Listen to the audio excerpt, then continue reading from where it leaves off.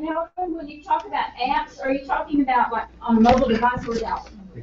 Apps on a mobile device or apps on a Google Chrome or apps just on Google?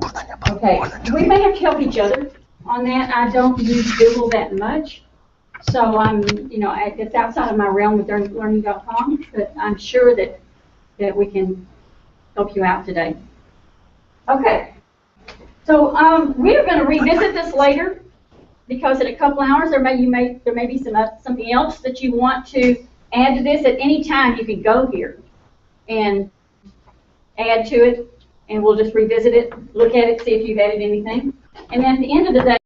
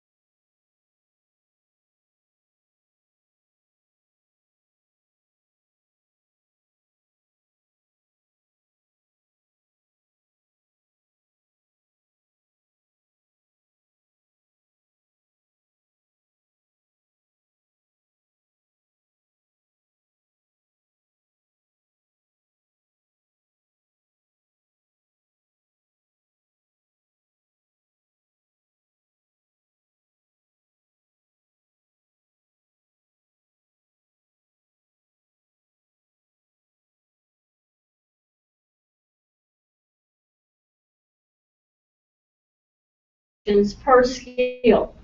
If you miss 2 questions of the 3, it's going to prescribe the Easy Tech lesson for that. We're going to talk about ways that you can provide those lessons anyway, and maybe beginning of the project, and then have them take the pretest to make sure they know, because we all know kids, and kids are very savvy on technology today, and they can, even if they have not had any experience with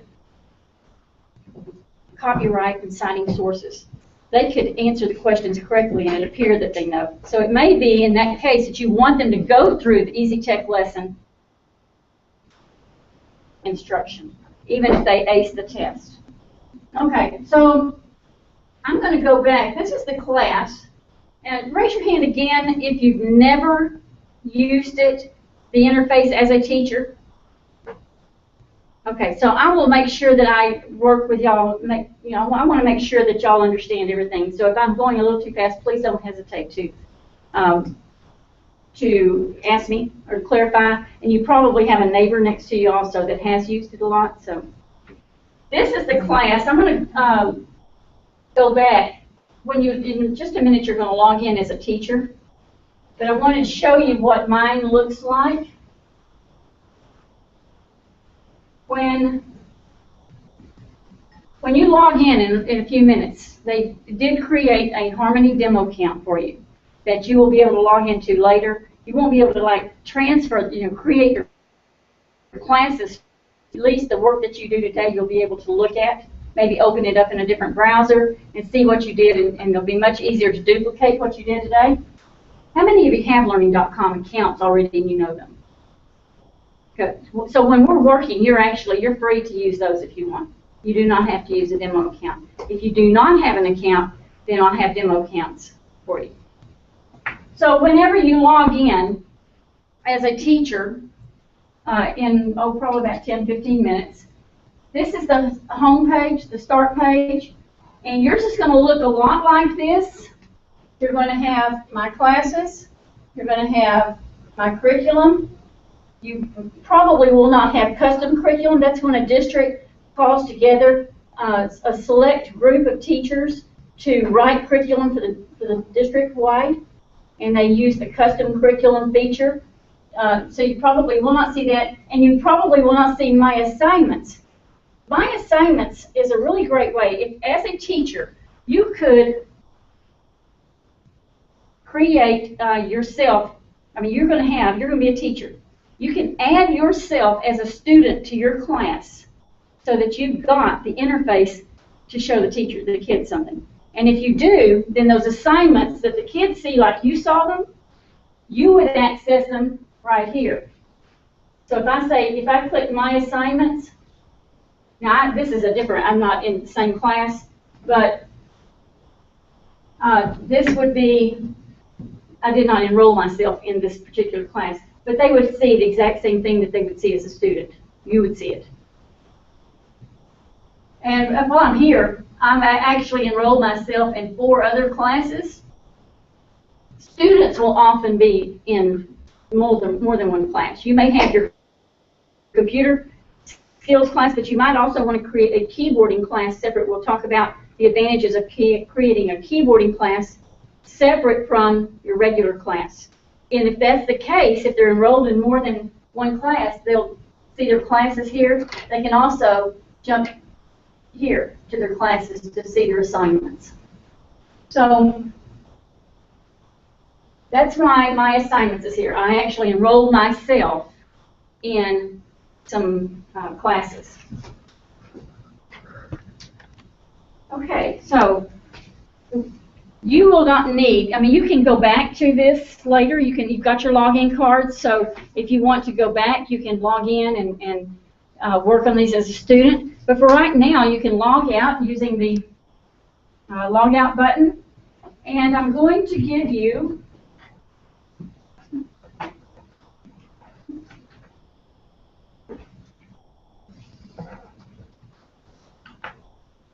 a username.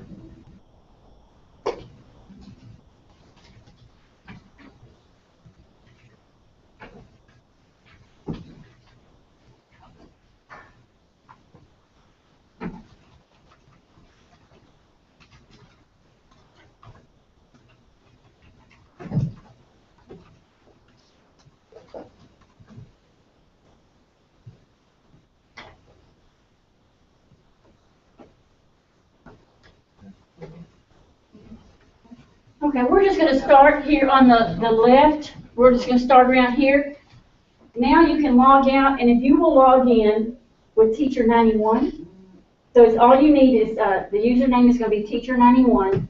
The password is HPS 123. The district is HPS. So if you'll do that, and you can be Teacher 92, Teacher 93, Teacher 94, Teacher 95, Teacher 96, Teacher 97, Teacher 98.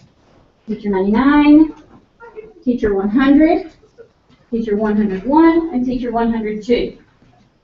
You can go back to these accounts later. The reason I'm having you use Harmony's demo accounts is because I clean out my teacher demo accounts, and if you do any work, you'll at least be able to go back in and see what you did today.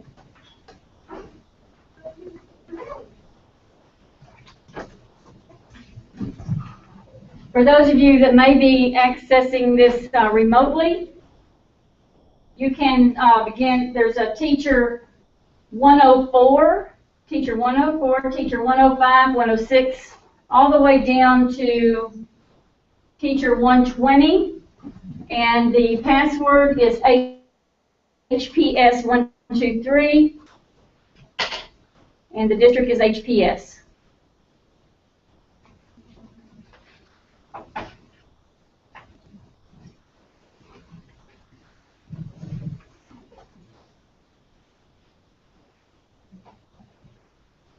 I'm actually going to log in for a minute on a different browser. I'll often have learning.com open in 3 browsers logged into each one indifferently. Sometimes as a student, sometimes as, so that I can see and try see what's happening. So I'm going to log in as Teacher 120.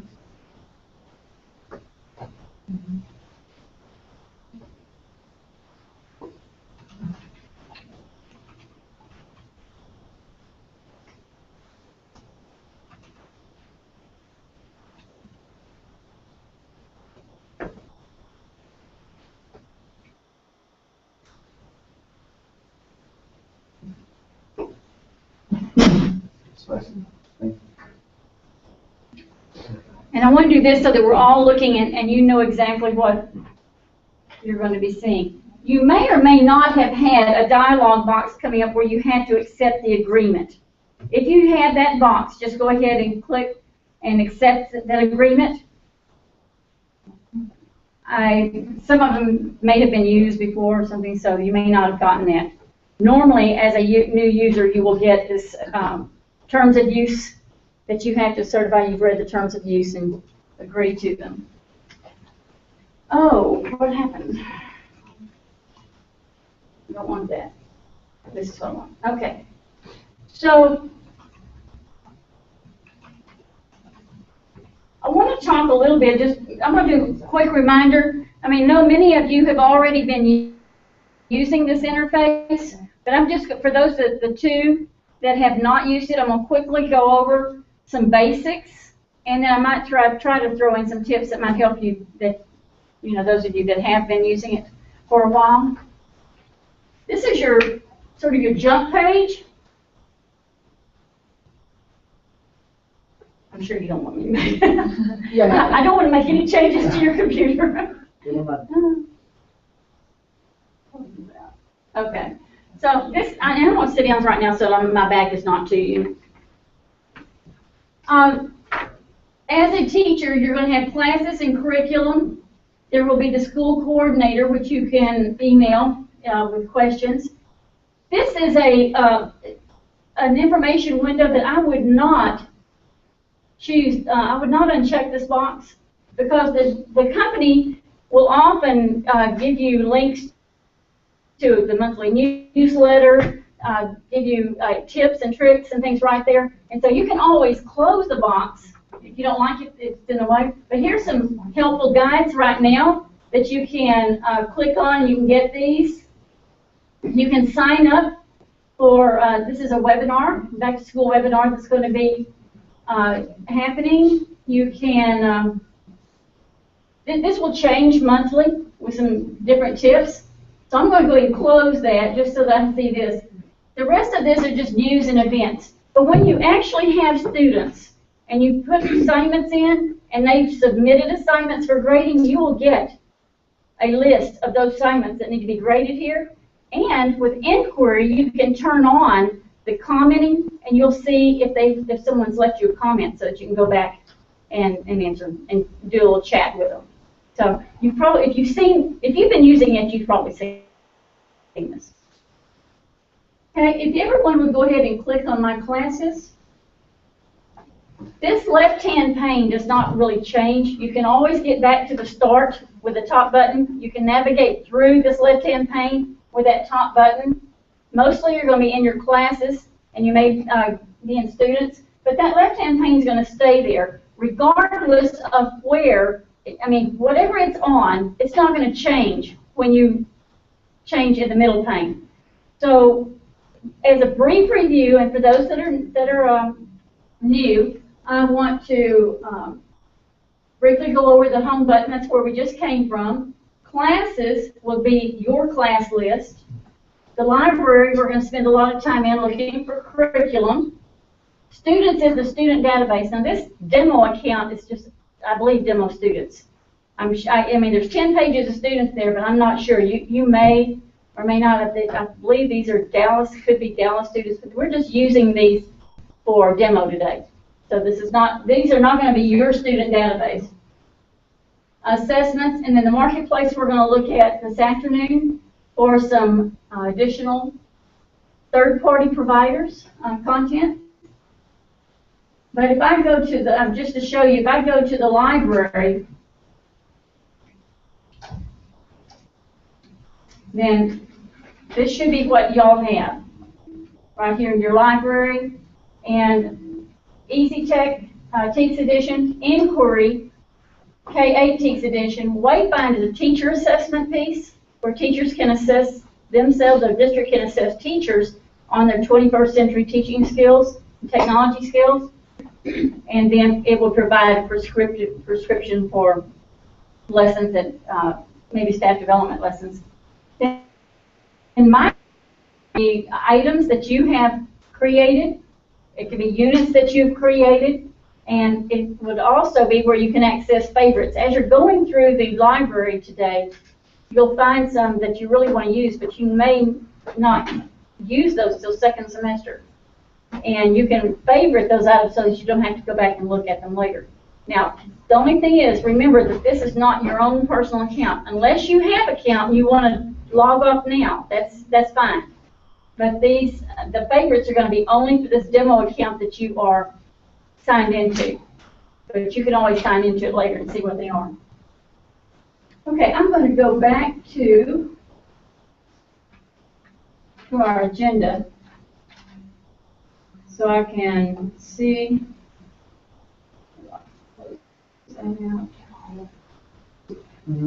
I have a question. Uh-huh. I think it's same for everyone because we got an email from central office. When I log on that account, it shows all the classes for all teachers. So everyone will have a unique account, or? Yes, everyone will have a unique account. Should. I mean, that's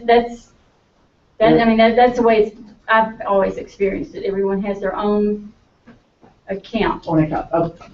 I think the account that they sent us, maybe that might be the test part, but when I log on, I tried to create for my class. I could see the. You can see the students. You can see the students for the entire school. For entire school. Are you seeing the classes? That account we received, I think, like months ago. I tell you what, can we look at it in a little while? So and we'll look at it, and I'll maybe when we have everyone else working, we'll take a look at it. All right. And see. Okay, let me go back. I'm not sure why I'm not.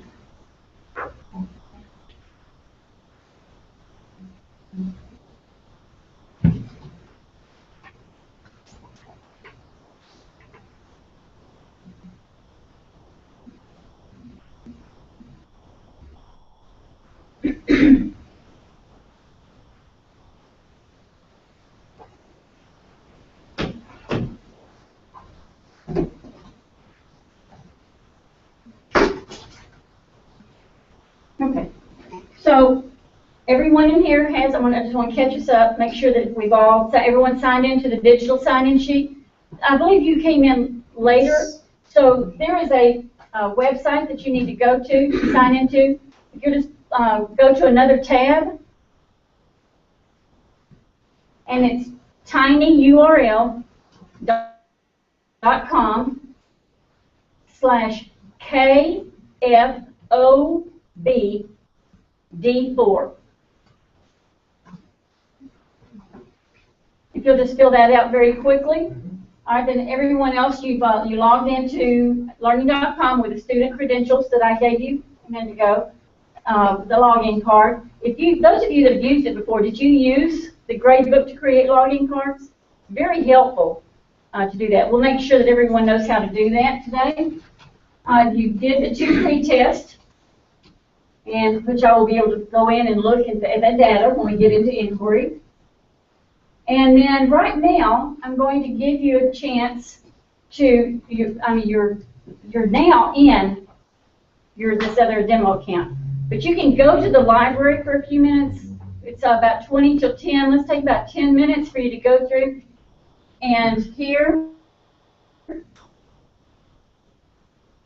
explore the Easy Text, or the Easy Text Edition. And explore, and we're going to use the breadcrumbs. Let's make sure we use breadcrumbs. We can use the back button, but I think as technology teachers, y'all know that the websites are getting now where it's less likely to get lost and mess things up if we use the breadcrumbs to navigate. And so we're going to go back to the library here, and you can go back exactly where you want to go using breadcrumbs instead of the back button. All right. It's loading. And then here's inquiry and wayfind. So let's take about 10 minutes for you to just go ahead and explore some more while we get everyone caught up. This is when you spray time. And could you? Yeah. In fact, you'll see it when you get in, you'll see it when you start going into. Yes, and then you just click And anywhere you yeah, want. you'll go all the way down there and you can go back to, yeah. Okay. So, take a handsome brother. Yeah. Just go through, we're gonna spend about 10 more minutes exploring some of the things. I mean, we look at your hours. Yes. Now, show me how, if you go through another browser and call it, show me what. This is what I don't know, it's a district, or district, or the.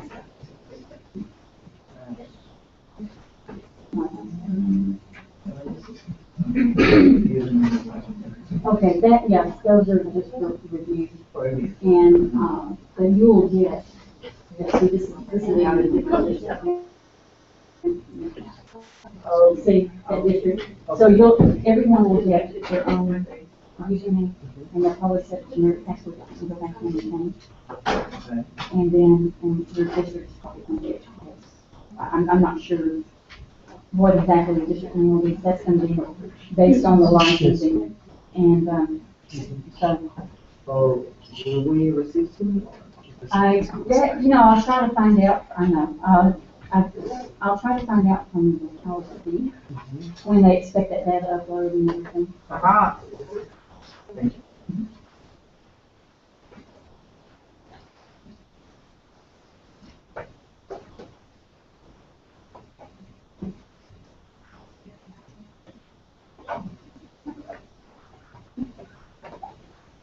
We're talking about Okay. No, it's not the computer.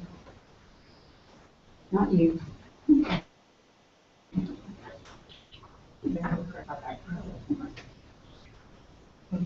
Usually they should open up in a different email. Yeah. Now, if you look, I'll show you this. If you really want to put things here, or if you click on the link, if you click on the link, then it gives you the preview. You can also do it. Click on the Oh, it says exactly Put what in you the said. lesson plan. You can actually have notes in there. Right there, you get it there, you rank the lesson plan. And so, Hey, what's the 18 one? that's an activity. And I'll talk more about those.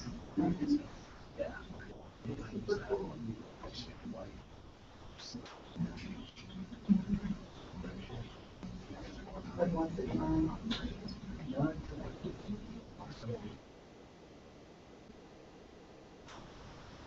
This is and my students haven't been updated, because I'm guessing.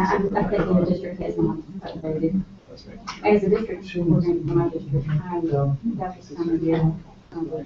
Go through and promote my fourth grade. From the top down, when I made a mistake, I promoted it. Two grade levels. So, they have a choice. They can promote and not, which is good because they're also, and then do another upload for new students. Oh, yeah. It's just one of the district's going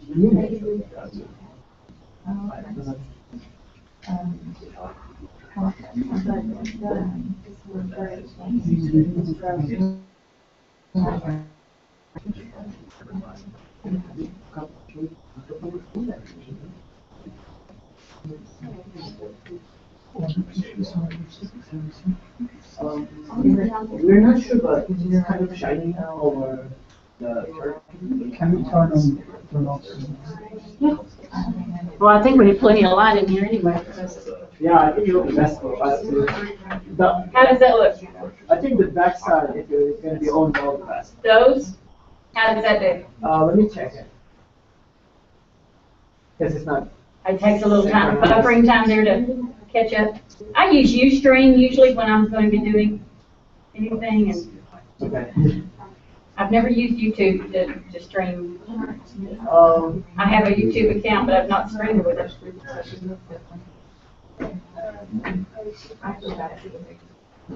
So how's that?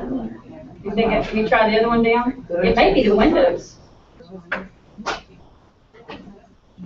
Maybe that will be better. Well, we still have light from the windows, Okay. so that's fine with me. Let's, it's not synchronized, so it's. Right. It will synchronize, it will take it. There I Now I see you go. Uh-huh. Oh, wait, that's, oh, it is a big drag, isn't it? It's gonna focus now.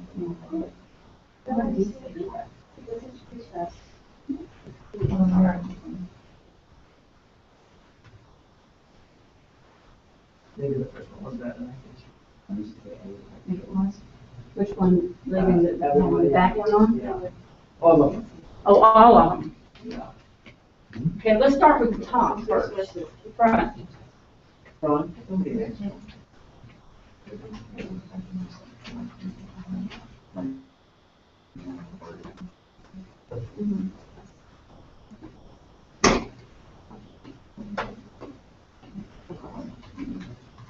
Oh, I'm just now going back over there. Yeah. Okay, well, we'll get it worked out. Hope so. Yeah.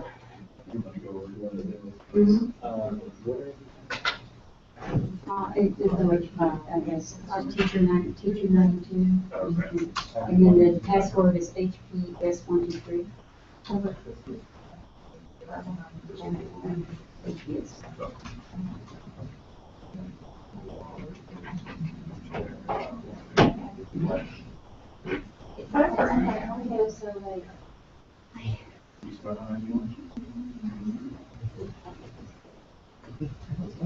HPS. HPS.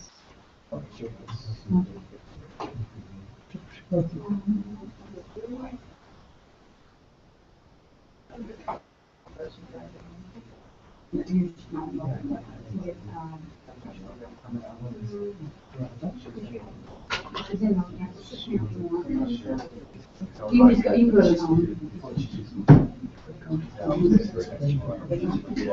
Chrome works better because it doesn't have Okay, I'm told that Chrome works better than Internet Explorer in here, so you may want to use, if you're using Internet Explorer, go to Chrome because the Flash player automatically updates. Okay, so if we will look up here for a minute, so we get back.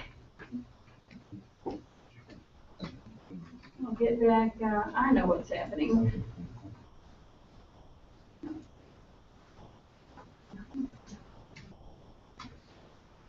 So you've logged out of your student account, you've logged in with a teacher account. The main thing I want to show you right now is the help files. And if you've been using it before and you haven't found these help files yet, they're really great. I mean, just about anything that you might want to know. If you will click on the orange, or actually it's a white question mark in an orange circle, the help button in the top right-hand corner, it'll bring up a new tab. It looks like there's nothing down there. It's all, you have to scroll down, click on the learning.com platform, and all of these help files are there for you. So for those of you that have not used it before, I'm sure that what time we have here today, I'm hoping that you'll be very comfortable in doing this, but if you go back, you say, I really need to review. On the getting started, there's the document. The first one is a document for getting started, for enrolling students, assigning curriculum, creating groups, exporting grade books, and more. All of these with this little icon here, player, forward play button, those are videos. They're usually 1.5 to 2.5, 3 minutes long, very short. They will give you the nitty-gritty about whatever it is that you're asking a question about. Implementation models are suggestions of how you can use learning.com whole class. I mean, it's not, you don't have to use learning.com just by giving assignments to students to do on the computer. You can use it in a small class setting, small group setting, or, like I said, if you put yourself into a class, then you can bring the kids up and go through a lesson as yourself, and they can come up and they do it altogether. It's a whole class. So it's not necessary to do everything individual and get a grade from students. So the implementation models will help you with the different ways that you can use it. The curriculum keys icon, because I did have a question about what these are. We're going to talk about these first. Even if you've been using learning.com, there are some new icons now. With inquiry in there, you're going to see some new icons. So this document tells you that an I next to a curriculum item is an instructional module that's animated. The kids are going to think of them as games, but the teacher can control part of the module that they present, and they can pause it. So that's one of those instructional modules that you can use as a whole class if you want to. The lesson is the interactive guided practice with students doing the lessons. Fun. You'll have, it'll walk them through the lesson. Could be, 10 slides long, 20 slides long, different. When you look at your lessons, look for that to see how that goes. Those are lessons. Discussions, I will tell you, discussion is nothing for students to do on the computer. A discussion, if you were to click on discussion, and you may want to find one of those today, for instance, in online safety, particularly, hard word, in kindergarten, there's a discussion item on online safety. Well, there's not anything fun and exciting and animated for them to do. It's simply it's written out. It's a document, PDF document for the teacher, sort of scripted out so that the teacher could sit down with the students and have a discussion. And there's often discussion items in different units, but they are not, you would not assign those to students. They'll look at that and they'll say, what? They're not going to read it. It's not anything fun they would do. Quiz will assess mastery tests. Quizzes will give immediate feedback. They're instantly scored, and the grades are automatically recorded in the teacher grade book. Here's the hardest to describe. The A's, which is on down the list, are activities. When you see an activity, at least most of the activities I've used have been like teacher-generated content.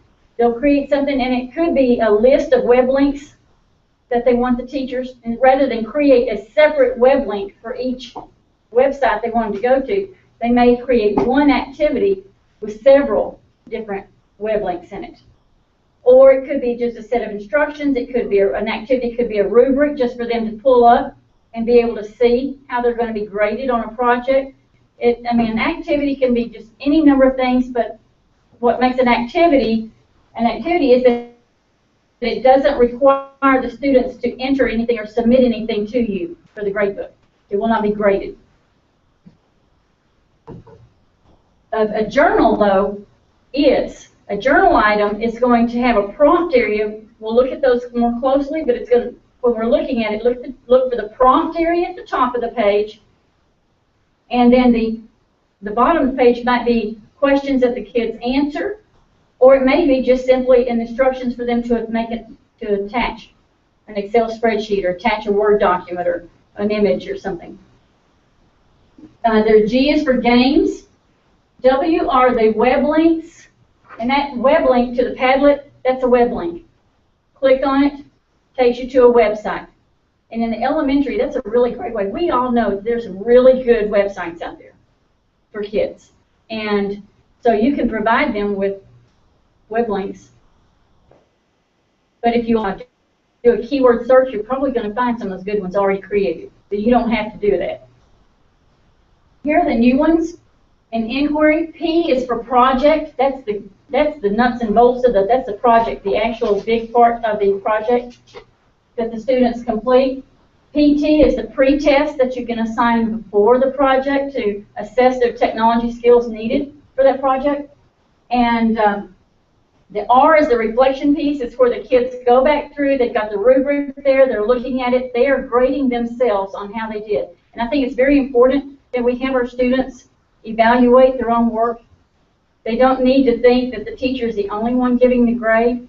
And it's going to be a complete, non-complete. Now we're going to look at how those are scored and what you see whenever a student bombs a pretest or passes a pretest, or that was a pretest, but the reflection actually graded, and you'll see it'll be a complete, incomplete, and you can give them a grade on that. Teacher resource, in every unit there is an icon, there's a folder of teacher resources, and that could include a list of the resources for the project. It could be a list of all the inquiry projects. There's just different resources available. Like I said, is activity. Those can be printable. It could be a worksheet that you upload, or anything for the kindergarten and first grade. It could be maybe an activity where they just it could be a keyboard, picture of a keyboard, or something that they look at.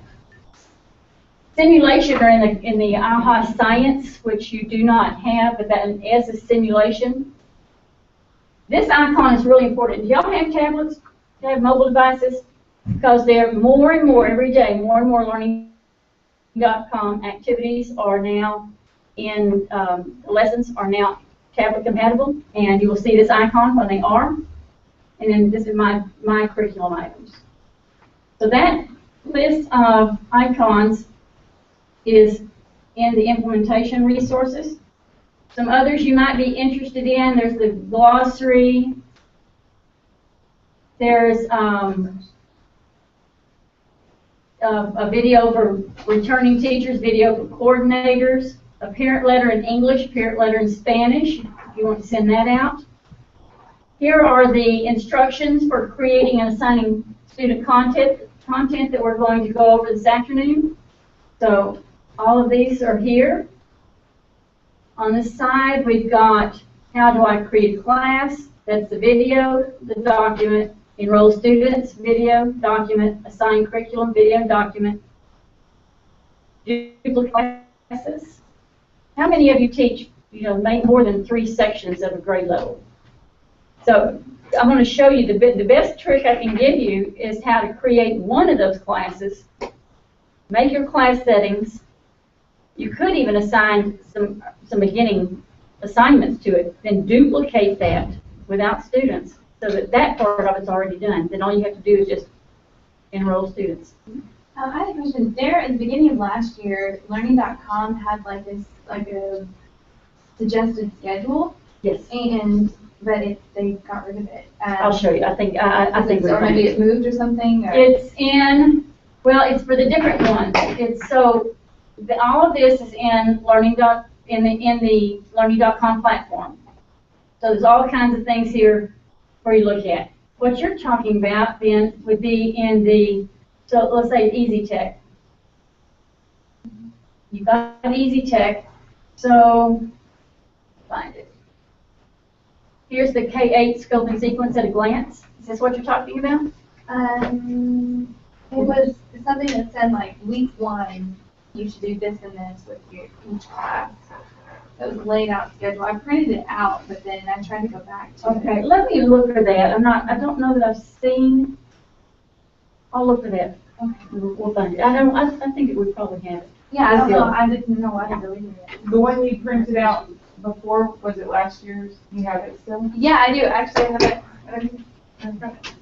Just because I wanted. It could be the pacing calendar right. Yeah, I'm thinking it might be the pacing Yeah, calendar. it's right underneath that. Oh, it is? In the same place. Under. Right. Go down just a tad, right there. Pacing calendar. Right here. So what grade? Oh, yeah. Okay, yeah, that's it. Right here. Easy Okay. Tech by grade pacing calendars. Yes.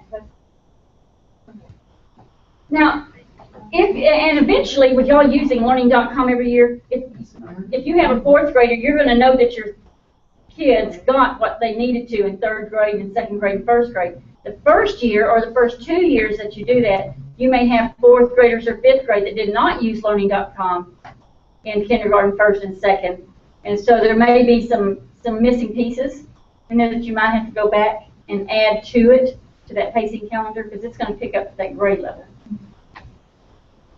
So good question. But up here, since I'm in Easy Tech, look at all of the resources available to you.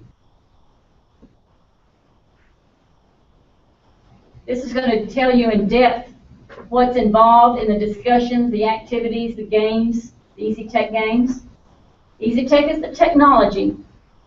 It's also found under inquiry as supplemental curriculum. So in inquiry, we're going to talk a little later, but look at, here's all the documents. Since you've never used inquiry before, there's a good video that introduces it. There's the inquiry implementation models.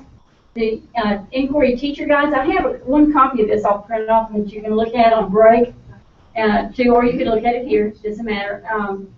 3 through 5, 6 through 8, the pre-test, the reflections, and then on the curriculum, this is a really nice, here's the project overview. So it goes through all, so if you're looking for a grade 2 project, just a one-page explanation, very brief, of what the projects entail with a few bullet points about each one. And then this one was very helpful to a district that I was working in recently. I don't know how filtered y'all are, how blocked, very, very blocked. So what this district did, okay, where'd it go?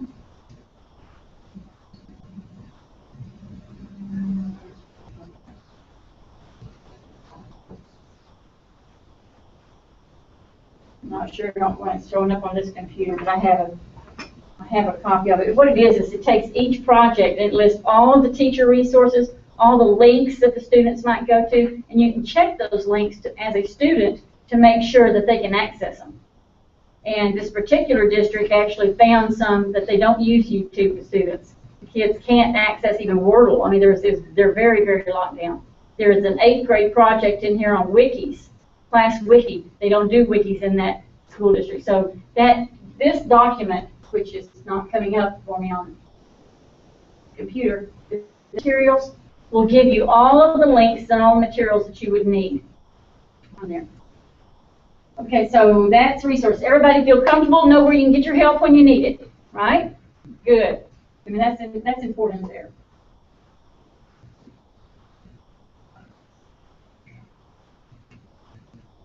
Okay, I want to show you now, and then what time is it? It's 10 o'clock. I'm going to show you the difference right now, and then we'll take a break, and you can come back on your own, and you can look at some of these projects. But I'm going to show you the difference in what a Easy Tech lessons look like and what projects, the difference. Because there is a big difference. If you've never used them and you haven't looked at them, there is a difference. The inquiry projects are much more visually appealing to students, I believe. They're all exactly alike. I mean, the students will, if they've done one project, they're going to know everything they need to know about the interface for the next project. So, over right now, and I'm still logged in as one of your demo accounts, because I want to be showing you. I'm going to go back up to the library using my breadcrumbs.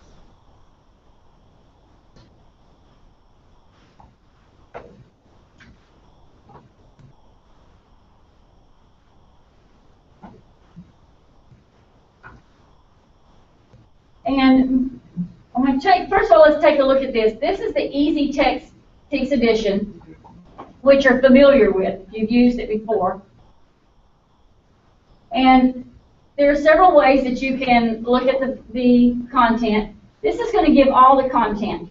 This, when you're looking at all the K-8 content, then it's going to be categorized according to the skills, whether it's Word or it's spreadsheets or word processing, computer fundamentals. But within each of those, and I really prefer, this is the one I prefer, looking at it, because I never did teach just one grade level, or I wasn't looking for just one grade level. I actually preferred this one. So if I was looking at, we'll look at word processing as an example. It still starts with the grades. I mean, you can still see the grade levels over here. And something, and I hope it does it on here, something I noticed that helped me, because I'm always sorting columns, you can sort these columns. So if you want to sort from least to greatest by clicking on the title wheel, that one was already sorted, I believe. You can sort over here by type so that all of the lessons come up first, and then all the journals. So you can click on any of these column headings to sort. So this is where you're going to find the lessons, the journals, the quizzes. That there may be activities in here. So there's a lot of different lessons on word processing. The other way, and this is why I like breadcrumbs, instead of using my back button twice, all I have to use is click right here. Actually, I should have clicked on library. No, I'll go back here.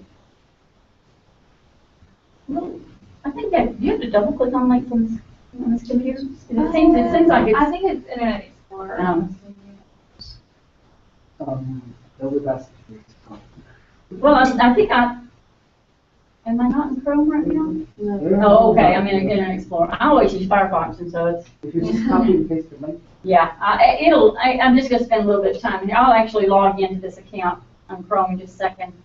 But if you'll, the K-8 by grade is going to then give you those by grade. So why don't you take just a second and look at the K-8 by grade while I'm logging in on Chrome.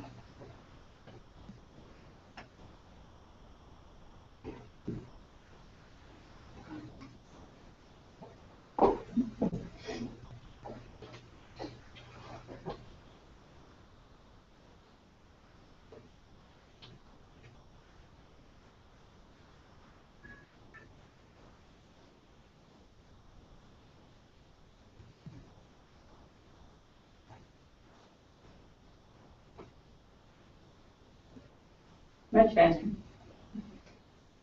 You'll see that there's a folder. I call them folders, icons, but it's actually a folder of items for each grade level. And within that, I'll take fourth grade, for example. This is the teacher resources folder that I was telling you about, and you can view it inside here.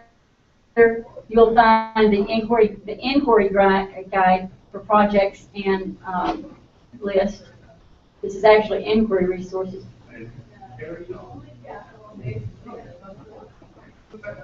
Oh, I clicked on the wrong thing.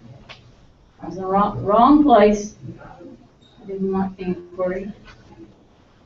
I want easy tab.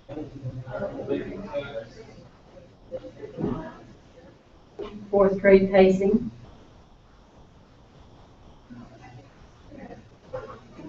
And this would be one way that you can make sure that they haven't done them before, is if you don't assign a fourth grade. It's just the problem with doing the pacing is that first year or second year, you may have fourth graders that have not done. So I would never hesitate to if you're worried about kids doing the same thing as they did last year, I wouldn't hesitate on giving a fourth grader, if this is the first or second year, some previous stuff. But I wouldn't give them anything for a higher level, according to the pacing guide. So it may be that if that's what if you want to make sure that the students don't do the same thing, same assignment, just make sure that you're assigning out of the pacing guide. All right, I'm going to go back to my library. And now I'm going to show you what inquiry looks like. In inquiry, what grade do you want to take? Somebody, first one shouts out and gets it. Second grade. All right. So inquiry second grade, every grade's the same. Every grade's going to give you a folder of teacher resources. There are going to be 6 projects, 2 language arts, 2 math, a science, and a social studies. And these are great with core curriculum. They're perfect for classroom teachers. For you, if you want to use a project, there's no reason why you can't use a project. What I would suggest, though, first, so if I am wanting to do a project, I would take this teacher resource. Oh, pop-up screen what? That's why.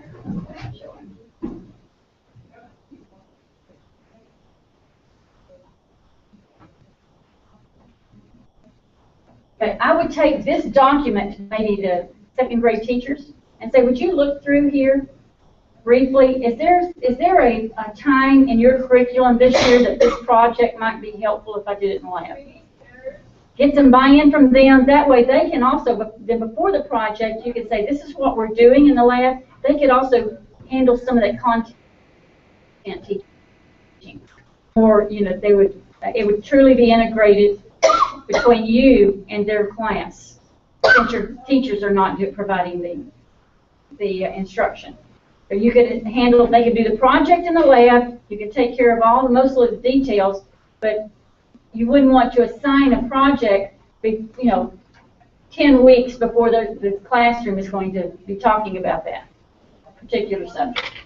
So each folder, each grade level is going to have this document that you could take to a classroom teacher and ask if it's appropriate. Okay, I'm going to go back to my projects for grade 2. There's the inquiry. This is an ELA. Every picture tells a story. The Shapes of Our Lives is a math project. Friendly Letters is a language arts project. Rainy Day Savings is math. Ours is science, and it's natural is social studies. Okay, anybody have one in particular you'd like to look at all together? Which math? Let's do Rainy Day Savings. I haven't looked at that one. Inside the folder for each project, you're going to see the pretest, the project, and the reflection piece. Those can be assigned individually. And if you've used this before, you know that you have to see my assign button, how it's grayed out. Now you no longer have to we do have to have classes for that assign button to work out.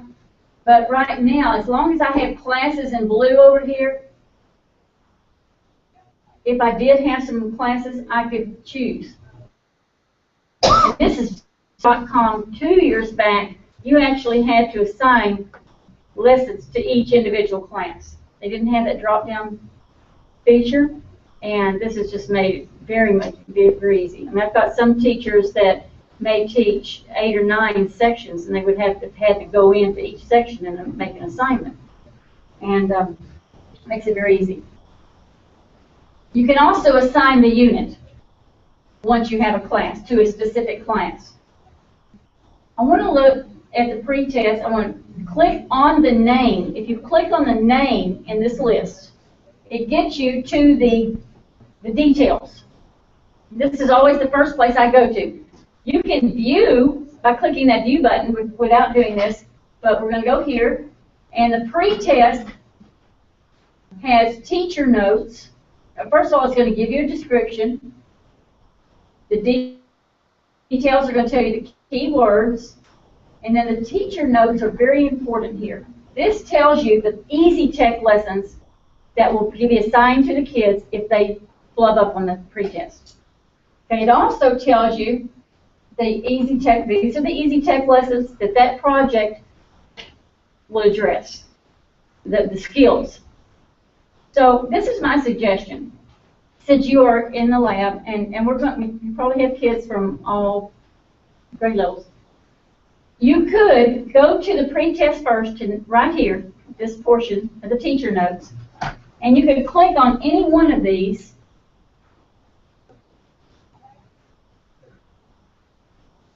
and then you could assign it if we had a class there. You could assign it. So you could assign those 3 easy tech lessons before you ever start the project. You know you're going to do a project later on. You want to make sure that you got the instruction, assign those first, and then when you start the project, they can take the pretest and they'll probably ace it then.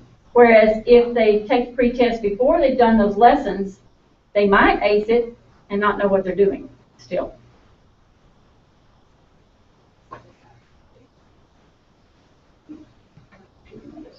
Okay, so that's pretest. Before we go on any further, what time is it? I think we need to take a break. You can look at those projects right now, and then we're going to get back and actually create a class for you, because you need a class in order to be able to make assignments. So let's take about a maybe 10-minute break. There's water, and they may have put coffee out there, I hope. I haven't looked. Don't smell it yet, but, coffee and I believe there's some snacks right out here. So let's be back at 10:30. Could you please put your name and the campus name too, please? We will get sent to central office. They need to make sure. Well, you they want to get make sure you get your training, credit. Please. Your name and rest of your Is this muted for campus name. now, or is it, I mean, Um, or is it just gonna have to? Right. Yeah. I For think, those of you remotely, you have a 15-minute break, 10, 12-minute break. You should just leave it like this. leave it like that? Yeah. Because if I stop, it'll be Yeah. done. Just leave it like this. The one they did at Harmony in Houston, was actually Yes, using a that- webcam, and I don't know how he's using it, but he could Oh. mute it. Yeah, Um, we have a cam, but not as well. Yeah. It doesn't I- have that I've feature never to use used as a this. USB streaming. Yeah. This is really cool. I've never used my iPad for. Well, I've used it for Ustream. I use Ustream. It's just a website, Ustream. Oh. There's a Ustream producer, Mm-hmm. but it just throws out. Oh, like WebEx. It's live I streaming. think like WebEx, maybe. No, it's not WebEx. This, It's just just a. The only thing is there's a lot of ads involved in it. Oh, okay. Probably more ads than, like an ad every 30 minutes. Yeah. Frustrating.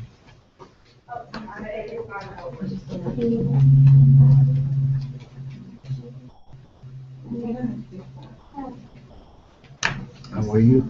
Good. How about you? Good.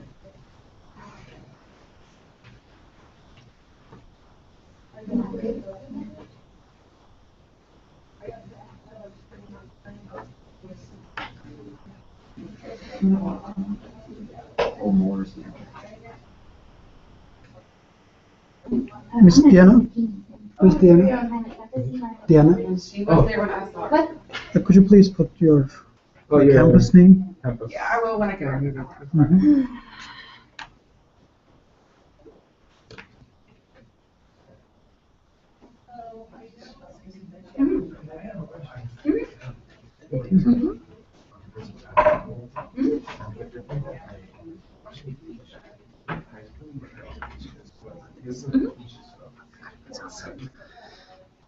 There are some students. Siz burada mısınız?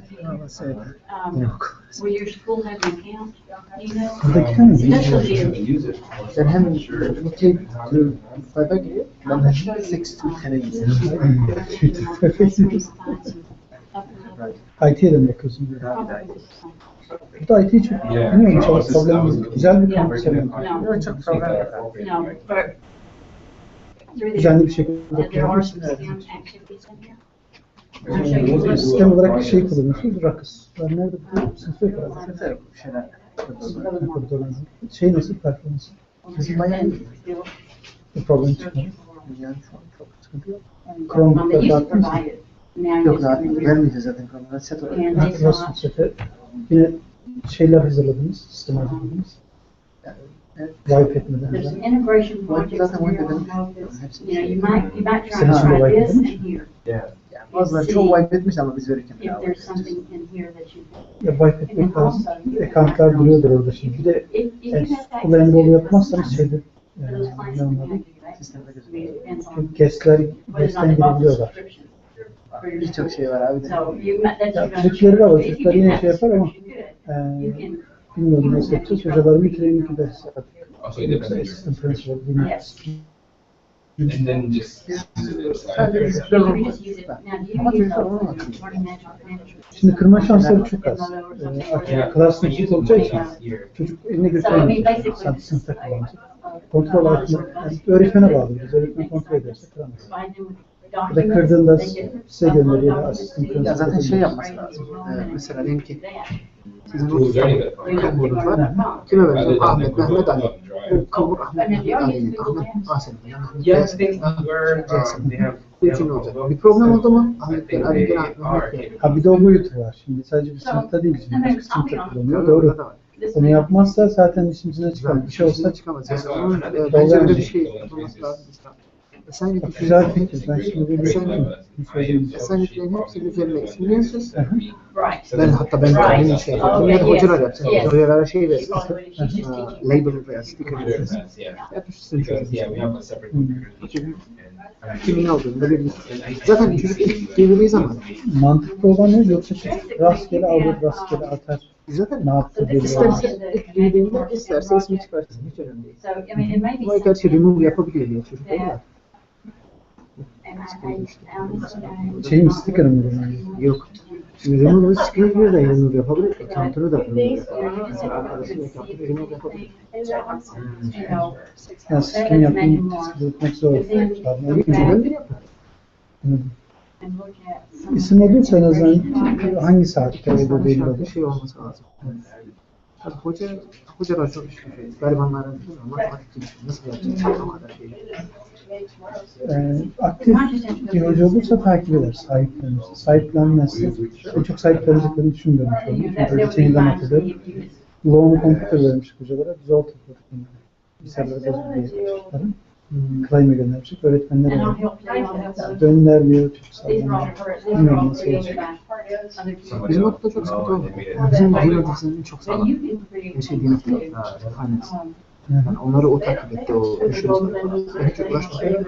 Biz de laboratuvarı takip ettik. Bizde problem çıkmadı fakat şey noktasında, sorumluluk noktasında çıkacağını düşünüyorum. Bu yıl ciddi şey olmaz. Sahiplenmeyeceğiz. Bizim hocalar şey yapmaz da. Ama bence yani kendine şu geliştirme yapar. Aktif olmaları lazım. Yoksa şey olur. Mesela bizim iki tane matematik hocası var. Bunlar her şeyi kullanıyorlar zaten. Ne dolayısıyla uzaktan bir şey kullanıyorlar. Kırıkkale'de mesela bir tane hoca düzenli kullanıyor. Ders başına getiriyor. Mesela kullanınca veriyor. Ders bittikten sonra geri topluyor. Mesela o da var. Şimdi ben Düzenli. Ama diğerine bakıyorsun. Bırakmış adam kaç tanesi kayıp çocuk götürmüş. mesela hoca kaç tane yakın mesela çıktı. Twitter, Evet. Chromebook var. Kendi bilgisayarı var. Kendi iPad'i var. Evet. Yani hele bir de bizim okulda da iki tane okul burada şey yapacak. Ben şahsen öğrencide kalması mahsul görmüyorum. Biraz belki hor kullanıyorlar ama High school'lara verilecek. nasıl göreceksin zaten. Middle school'larda Esas üniversitede middle school'larda %70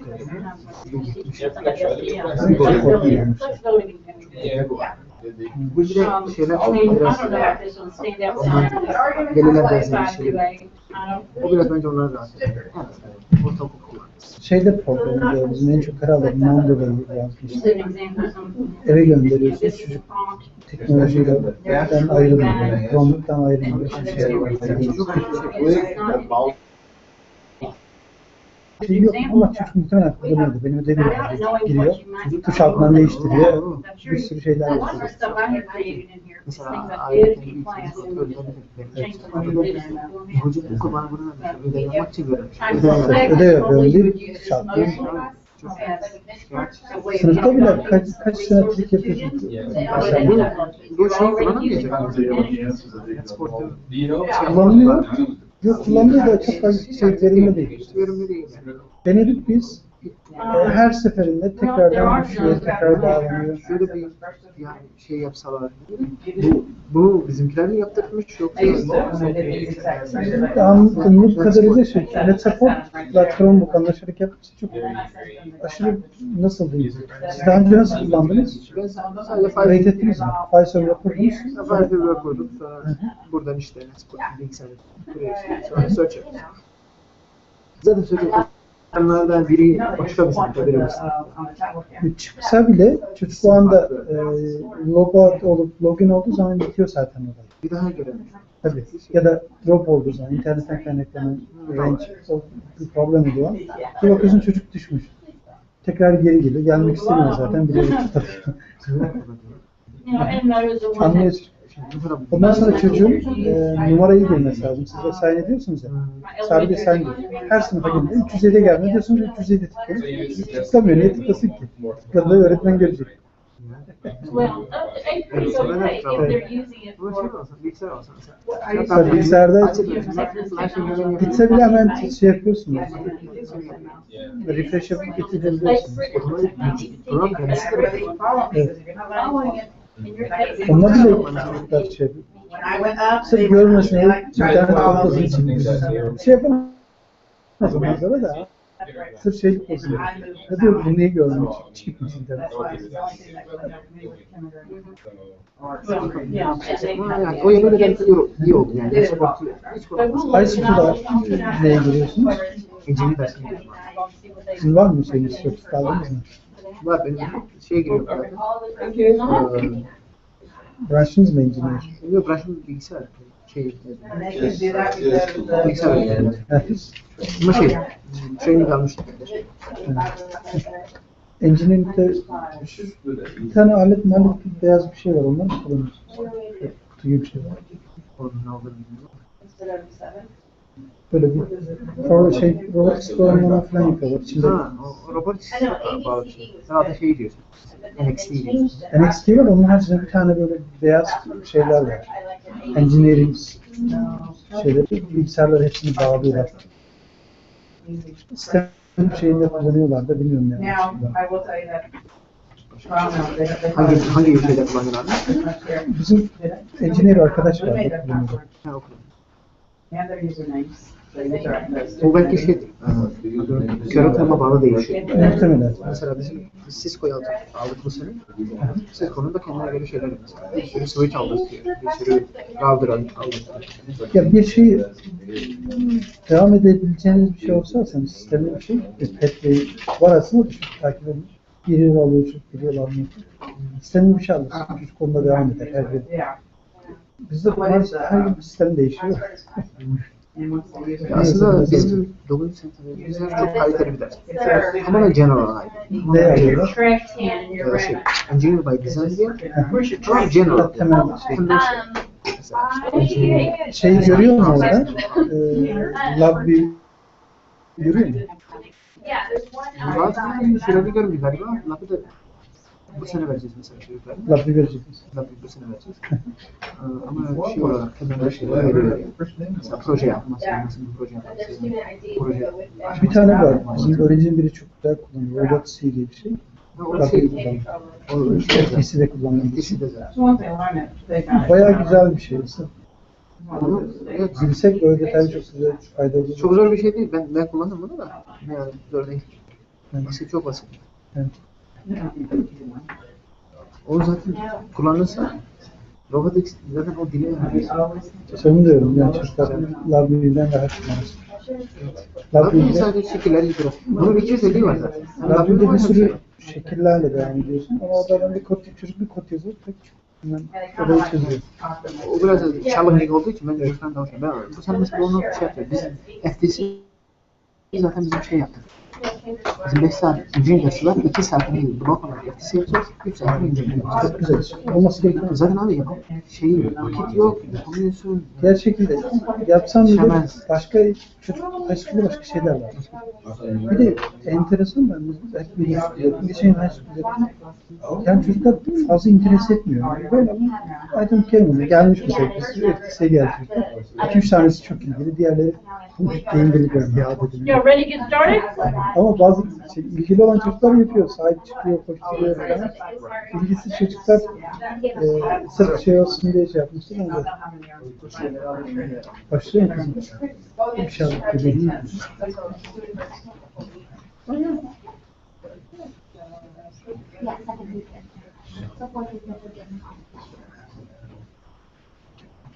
Is blue recycled? Is this recycled? Yeah, that one I think is just. Oh, okay. Probably might shape like that.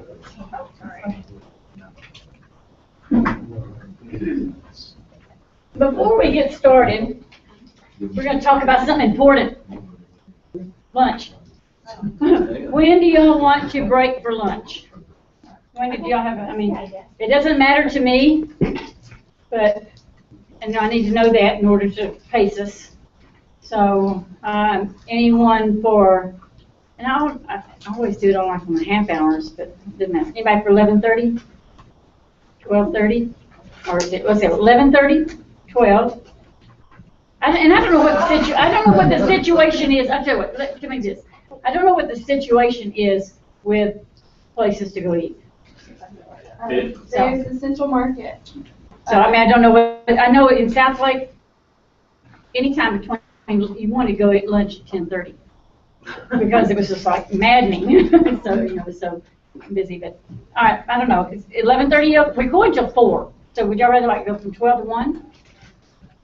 Is that okay? Schedule says 12 to 1. Oh, does it say 12 to 1? I think it's scheduled, that schedule. Send it to me. Let me check.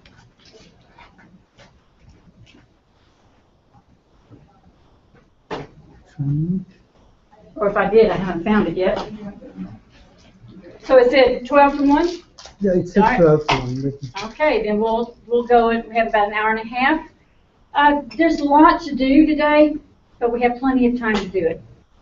So this may be one of those classes where it's going to be very differentiated according to your needs. For those of you that need to that want to create your own assignments, and there's at least a couple of our own assignments. We're going to spend some time in there. So basically, the way I see this afternoon, the rest of the day going, we're about to create some classes, 1 or 2 classes, and I know that some of you have already done this, but we do have a few that haven't. So we're going to create. This is for our purposes for this afternoon. Since you aren't into your real accounts, now those of you that have logins can get into your databases, but if the kids have not been promoted, it's not going to help you too much. Now, I will take that back. Do you have class lists already? All right. If you don't have class lists, then that's a moot point. So, but I would say that when you do get your class list and you do want to go into your real account and you want to create your classes, even if those kids have not been promoted, as soon as they are, it'll just show the correct grade level. It's not going to, I've had a class last year, and they had not been promoted yet. So she got real gung-ho a hurry to get her kids in her classes, and she said they're showing kindergarten, but there should be first grade. As soon as I did the promotion, her kids still stayed in class, but all it changed was it said 1, grade 1. So, I mean, you can do that later. But today, I want you to just make sure that whenever you finally do get those class lists, when your students are in there, you will be so good at creating classes that you'll just be able to whip it out really fast. So, what I would like you to do is go back to your home button. And I will apologize for right now for those of you that you could be up here teaching it because you've used this quite a bit. Look around next to you. There may be someone struggling. So here's your home button. And on the left-hand side, I always like to just get started way back at the beginning so that we are all at the same place. So it should say select one, and it should say classes and my curriculum. You'll click on My Classes.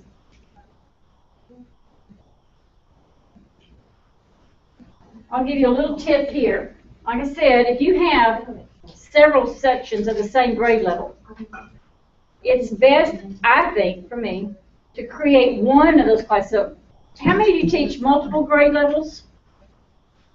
And more than 2 grade levels? More than 3? So you're going to need, and I don't know, the company, Learning.com, does now have the ability, your district has got the ability to upload students and teachers according to the schedule in the student information system. I know in public schools we call it PIMS, I don't, but anyways, so when they have their classes, then those classes would be created automatically for you. I don't know that that's going to be done for you yet. No one has told me if that is going to be done, but there is that possibility. Mm-hmm. Isn't there an easy way that we can upload a CV as?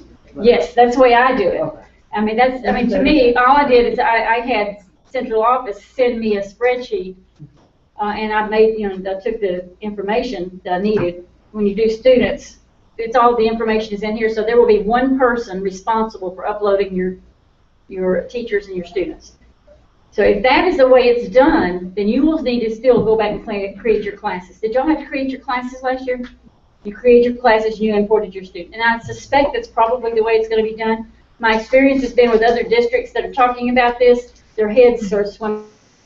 They know it can be done, they just, they've got to talk to technology and get the district technology on board to doing this. And anytime you get that extra piece, that extra connection that needs, someone needs to do something, it might take a little longer. So I would much rather have somebody be able to upload a spreadsheet easily. It can be done and just very quickly, and create my own classes. So we're going to go ahead and just create sample classes right now. Why am I spinning? Okay, it was just updating. All right, so when you don't have any classes, whether you have classes or not, if you do have them, they will be listed here, and you can always create a new class, whether you have any or not, by clicking on the little table icon. That's the create a new class. Give it a name. I'm just going to call mine broad. And then click add. Usually this pops up, the class settings. The first time you create a class, the class settings will pop up. If it doesn't pop up, you can always get to it by clicking the settings button right here. I would do as much of the commonality settings, as many of the common settings as I can for this, so that I can duplicate this class and save myself some trouble. So in the class settings, it's going to have a name. You don't have to give it a description, but let's say, for my purposes, I'm going to say this is a 4th grade class.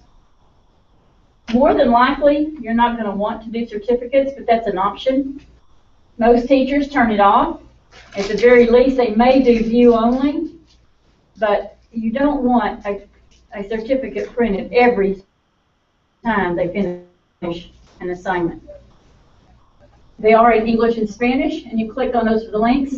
So I would suggest none, unless there's a really particularly good lesson that then you could turn it on just briefly and then go back and turn it off. Student tracking must be set to yes if you want the grades to show up in the gradebook. The assignment sequence can be forced or open. Let's talk about that a little bit. Forced means, remember that assignment list that you saw when you first logged in today as a student? If I had set that class to forced, you would have had to do the first assignment, and then before you could go on to the second assignment, then you'd have to do that for the third. You have to do them in order. You can't skip around. I have a question. You were talking that if the school district or the school get contact with the class roster to them, so Learning.com wouldn't do it. The district does. the district does. Okay. My concern is, would that the assignments, for example, we put the student, whatever they grade, we put it on the learning.com. Would that show up on our database or not? It's not going to go to your online, your grade book. Okay. But you can print it out and enter those grades. All right, I'm just. Yeah, I wish you would. Yeah, good idea. You know what? Make that suggestion. Tell them they get their engineers on that, okay? What about this one, forced or open? We follow like a same assignment with the class, or somebody is finished and waiting the other one, or they can. It means if it's set at forced, it means they can go at whatever speed they go through. They can go through them. They have to go through them in order. Open means they can pick and choose the order that they open. Now there's 2 times that you might want that. First of all, kindergartners and first graders usually listen to their teachers and they don't question you. And if you go in and today and you say, we're going to do this assignment, help them find it, they're going to do it. I would let kindergarten students, they could be open. about second or third grade, fourth grade, they start questioning your wisdom. And they start thinking they know better. And they start thinking, well, my neighbor's doing something a little bit more fun. I want to do it. And they're going to skip down, or they're going to rush through and then skip down. And they're going to find, it won't take them long before they can recognize, oh, that one looks a little more exciting. So for classes where the students might choose to not follow your directions, then you might want to keep it at forced. You can always change it and let you can be open most of the time, but if you put in some assignments that you want them to go in order, when we put in assignments later, I'll show you how you can change the order in the assignment list. You can change the order and make it forced for a period of time so that they have to do these first three.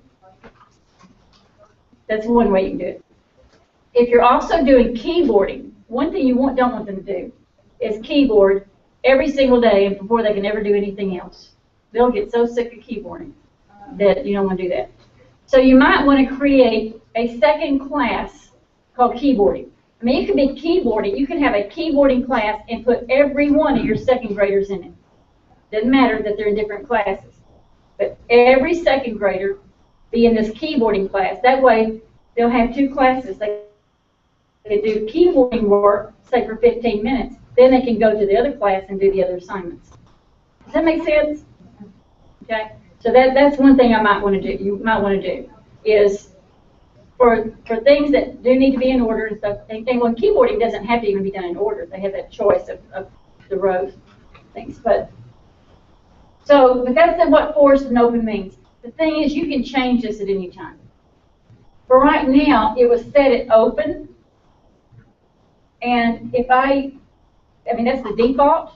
If I change it to forced, if I decide that I want all of my classes to be forced, then I would definitely set it to forced now and duplicate this class so that I don't have to get back in there and change that setting. Let's look at some other settings. Minimum score.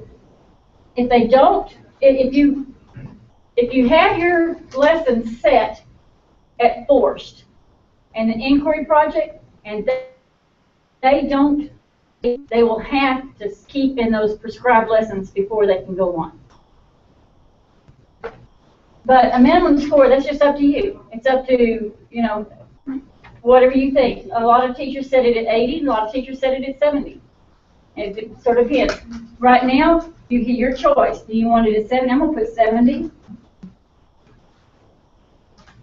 This can be changed, and then later when I show you the grade book, the way it looks, you'll see that by changing the score, you go back into your grade book will show passing on a whole lot of things, and then if you go set the score for higher, because there might be some that don't pass anymore. They're no longer passing. Is it passing score or not passing, but acceptable, where they can go on. this one? Is it? This is the minimum score that they would have to make in order to go on to the next lesson. Okay. So, but you can make it 80. I mean, depending on what it is, or your particular students, you may want to even set it higher. Class and group commenting. Those of you that used it before inquiry, this was not there. At least to my knowledge, it wasn't.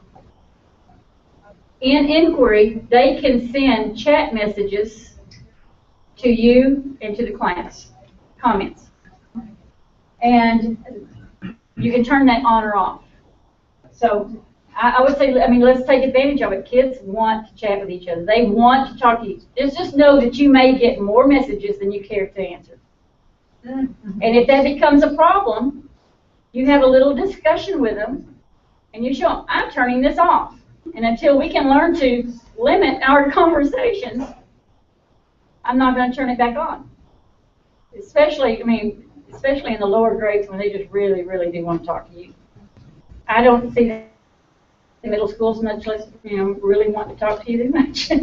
But your kindergarten, first, second, third, fourth graders can get a little chatty. So if it becomes a problem, you always go back into the class, you turn it off, let them know you're turning it off, why you're turning it off, and tell them if they, it's going to be off for a period of time, and then we'll try it again later. We'll leave it on for now because and you save your changes. Here's one of my tips. Instead of doing all of that, creating a class, going in and changing the settings on everything, at this point, I would create one class. Now, if you know what, and unfortunately, you don't have your real students and everything, or you're not even into your real account right now. But a real time saver, if you know that you're going to assign these 10 lessons to every class. Maybe it's going to be online safety, digital citizenship at the beginning, which are non-negotiables. We need to teach those things. You could actually add assignments before this point so that you don't have to go in and do that. But we're going to duplicate a class instead of create a new class. So this is the new class icon. This one is the duplicate class. So you click on that. We select that class we just created. Give this one another name. I'll call this ROT Demo 2.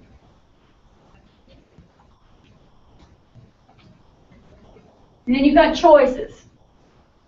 If this was a keyboard, if you had a regular class, you created a class for your third grade class, but you want a keyboarding class for that class, you could duplicate those students once it's made. And that way you don't have to go in and find all those students to enroll. That's what duplicate students and duplicate assignments. Your choice. It depends on, what the purpose of this class is, whether or not you would duplicate your students or the assignments. You click Add. Because I duplicated it, if I go to Brought Demo Settings, there's the 70 that I had to put in. I don't have to go in and make those changes that I did. Is it synchronized, or let's say you duplicate both assignments and two classrooms, and at the beginning nothing inside them, and if you, let's say you edit one and put a student, it will synchronize with the other one, or not? When you have a class, the only assignments you see in the gradebook are going to be, well, if you include assignments, it will be put them in there. Is that what you're asking? If you duplicate assignments, yeah, those assignments will show up in there. Okay, yeah. And if they've done that, everything. Yeah. They're same class, but no one is inside as a student. Oh, then and then you put in the first class you put a student. I see what will you're that saying. go into the other one? No. Synchronized. Right. Yeah. No, that won't happen. But when you go to make an assignment, it will. You have the option of choosing all of those at one time. Okay. Does everyone have two classes? Okay. I don't care which one you click on. The last one you created is up here in the blue. If you go back to classes, you'll see the two classes that you created. I'll go back to my first one. That doesn't matter why. Assignments. And right here in the grade book, it's going to tell me that I have not enrolled students or assigned curriculum. There's two ways that you can enroll students. Here, or if you click on the student icon right here, you can enroll students here. So that if this is different, you can actually click over here without changing this. So you can enroll students. So everyone click the enroll students. And there should be plenty of students in this. I'm going to go 4th grade. Should be plenty of students for you to add. You'll notice that your monitors, do y'all have laptops? You have Chromebooks or laptops or something that you use? And laptops are fair, they're not so wide that this would be a problem. And on mine, but see, I'm looking at this screen right here. Sometimes it's hard to write enroll button. So usually what I suggest is that you go through with your class list or in alphabetical order. You say, I've got that student, I've got that student, I've got that student, this one. Are these real students by any way? Yes. Okay. So if they're real students and they know their login information, the next time they log in, they're going to see some classes.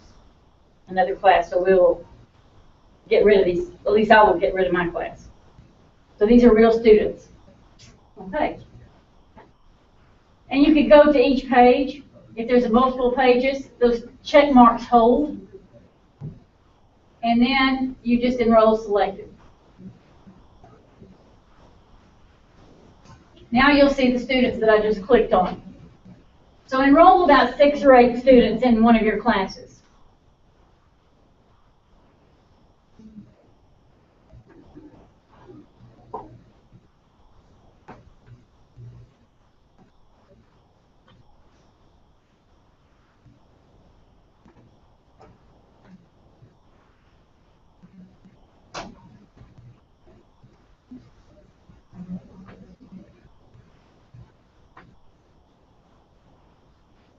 Does everyone have some enrolled students?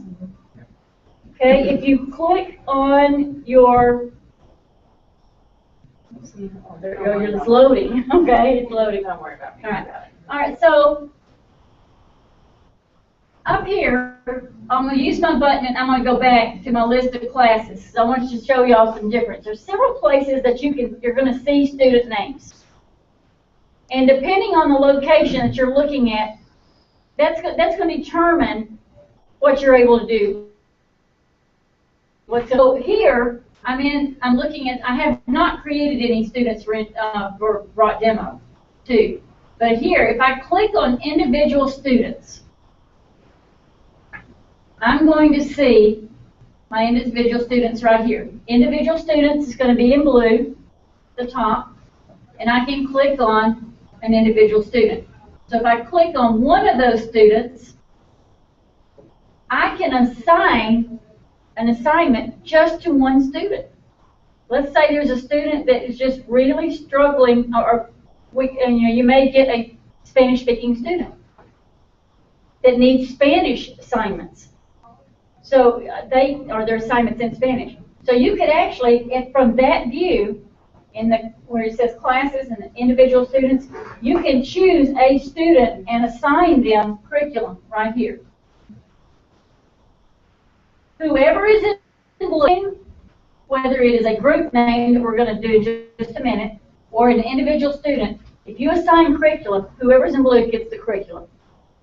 That'll make more sense when you get in doing it in a little bit. Then I'm going to go back to individual students, go back to my classes. I'm going to click on this brought demo class again. Another place to see student names, and this can get confusing sometimes. It takes me, every year I have to refresh myself. Class students, if I click here, see how I give me something different? If the class is in blue and you click on an individual student, then you get the student. And this is where you could change a password if they forgot it, they forgot their password, or you get a new last name or whatever it is. You could, this is where you can make changes in their profile. Make sense? 2 places. If the class is in blue, right here, and that's just going to take doing this a lot. It's the only way. I've been doing this for 3 years, and still I have to every year refresh my memory. If the class is in blue and I click on a student, that's how I can change their information. But if I click on individual students, and individual students is in blue, and I click on someone, I can actually assign them curriculum. I have a quick question. Mm-hmm. Like you said, one of them needs a Spanish assignment. How do you Spanish and keep everybody else English? Okay, let's go back and right here. I'm in this one. So I'm gonna go to assign. Her name is up here. I'm gonna go to assign curriculum,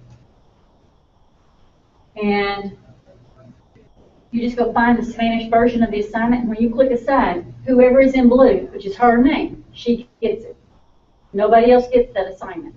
You just do a search for, These, you can go to, let's go,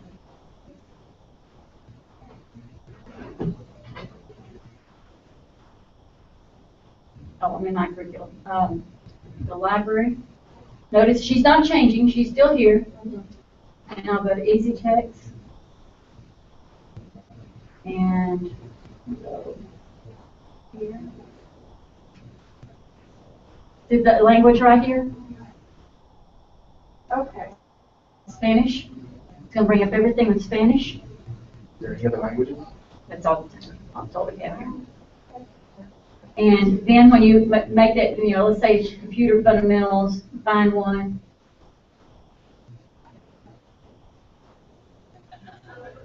And there's the assignment, make the assignment to that student, and that student is the only one that gets it. Now, you may have a group of 4 or 5 that need the same assignment. So we're going to make a group now, first. All right, so I'm going to go back up here. Oops, right here. I'll go. See, she's got an assignment here. I'm going to go up to classes. I brought demo class. Actually, you don't have to be at this. You can do this making a group without going to this step. This is your group. So with everyone click on this icon, the 3 students with a green plus next to it. It's not the 2 students at the top.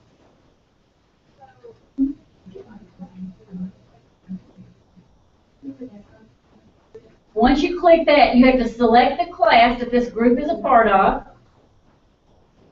Give it a name. Here's what you don't want to do when you're giving groups names. I would stick with something very generic that has no ability associated with it, that has no opinion associated with it. You're not going to have a buzzards and an eagles group,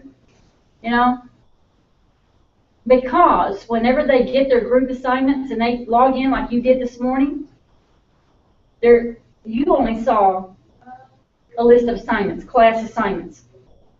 But there's going to be a tab added for the group assignment, and it will say the name of that group. And there'll be a tab added for the individual, for the student, so they can access their individual assignments, their group assignments, or their class assignments right from that login page when they log in. So you want to be careful what you name them. So I would, just pick something easy, ABC, or you may have something, your little code or whatever, but we're going to create a group. We have to give it a name. I'm just going to say group 1. I'm really blah. All right, and we'll add it. Then here's my brought demo class group 1. It's telling me I need to enroll students in that group, just like you did the class. But this time, you only get the kids that are in your class. You don't have to go searching through. So these are the kids in this class, and she needs to be in the group. This one needs to be in the group. This one needs a group. Okay, and then enroll selected right here. Now you can choose all classes if you want. So let's say you want to have a class that you're going to bring. I don't think this would happen. I haven't seen too many places where this would happen, except that some of my schools, when they're doing a lot of their RTI, all of the first grade teachers are getting together and they're creating small groups from each class together. So they could actually pull students from other classes if they needed to. But that's what we've got. So now if I go back to classes, you're going to see that in my brought demo class, that's all my students, the individual students, and there's group 1. So if I click on group 1, and group 1 is in blue here, if I give them assignments, then they've got their own assignments. This is great for differentiation. Does that make sense? Mm-hmm.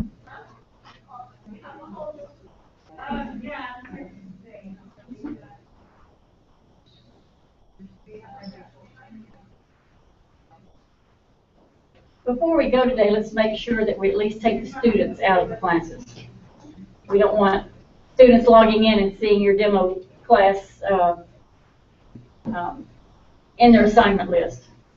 What about when they are logging their username? They all the time use different names, like our official name is different, they use different name, and then they are confused. It's basically going to depend on what the district, whoever is doing the upload, if they're going to go by their official PENS data names, that might be the way they do it. I use the student ID number. And that's what we did. In the district I came from, we used student ID number, and then their first name and their last name, their grade level, it was student ID number. And then they had their password, they had their same password. And in the district I came from, they used 0 clients. So they had to log in, put every bit of the information in every single time they logged in. And we tried to keep things as consistent as possible. They used their student ID number for lunch and the library and everything else, so we wanted everything to be as consistent as possible. So that's what I would suggest. There's one other thing I want to show you, and then I'm going to let you just do some spend from now to lunch, just making assignments and looking through assignments. I want to make sure you know how to do all of that. If you go back up to the class,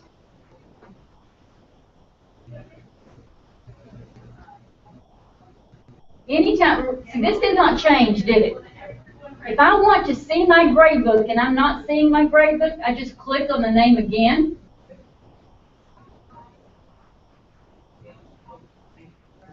All right. Oh, that's the wrong one. No, I thought it did. Oh, I have students that have an assigned curriculum. This is where I would assign curriculum. But before we assign curriculum, I want to show you one other thing about adding students. If you go the enroll students, like you did a while ago, see this add new student? It's feasible that you might have a student come in on a Monday or Tuesday, whatever. You're taking your kids to the lab, or your kids are coming into the lab, but they're not in the system yet. Nobody has put them in learning.com, but you don't want them to sit there twiddling the thumbs during class. You want them to be able to do the same assignments. So very quickly, you can add a new student here. So all you do is click this button. It's going to bring up this information. I would try to do something as close, if you have their student ID, go ahead and do it this way. Their first name, their last name. But if you don't, give them something generic or something that they can use. At least, even if they have to go back and do the assignment again, at least they're able to work that day. Does that make sense? And that will happen. They might have just enrolled today, and the paperwork hasn't been done, and they're not in your class. And I don't know, I'm not familiar with Harmony enough to know if there are 2 Harmony elementary schools. I guess there's Fort Worth and Dallas, so somebody I guess couldn't move from Fort Worth to Dallas that day, and you don't want them sitting there without work to do. So just go in and use this add new student. Now, I will tell you that the district has the option of not allowing that add new student, but I would think that they would. At the very least, there should be someone on your campus that can do that. All right. So we've added students, we created a group, and we created, we actually gave an assignment to an individual student. The next step is to assign curriculum. I'm in the broad demo class. I'm going to click assign curriculum, or I can get to it through the library. It doesn't matter. This is going to take me to the library. I'm going to go to Easy Text. And let's say that this is a 4th grade class, bullying and stuff, and we do need to teach online safety and all that. I'm going to go ahead and go to the K-8 content. You're just going to drill down until you find the assignments. So we're going to go to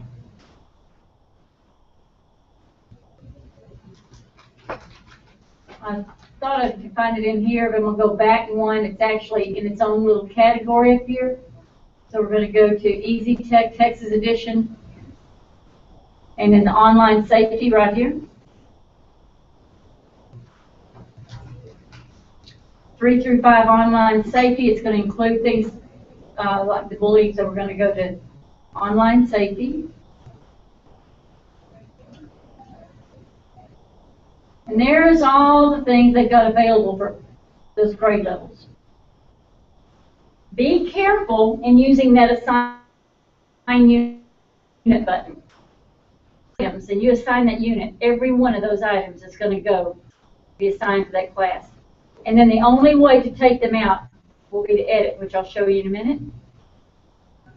It's easier, if you only want 4 or 5 of those lessons to be assigned, it's better to assign them individually. Stay away from the assign unit button. You don't have to, especially if it's working slow. Because what it does is you delete an assignment, and it has to process, and it has to load the assignment list back up. And you've got to do that, and it could take you 30 seconds per assignment. So I'm looking through this, and here's cyberbullying grades 3 through 5. This is a great lesson. It's also available on a tablet. If they had a tablet and you wanted to assign this for homework, they could do it at home. You can view it here.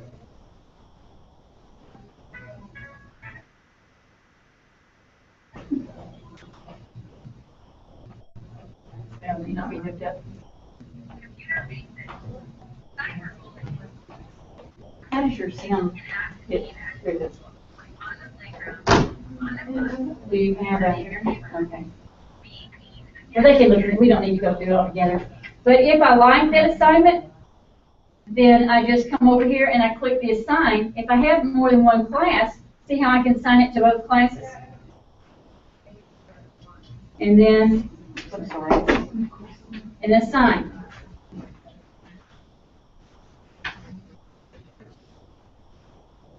For inquiry, remember there's 3 things that you can. I would assign the inquiry unit.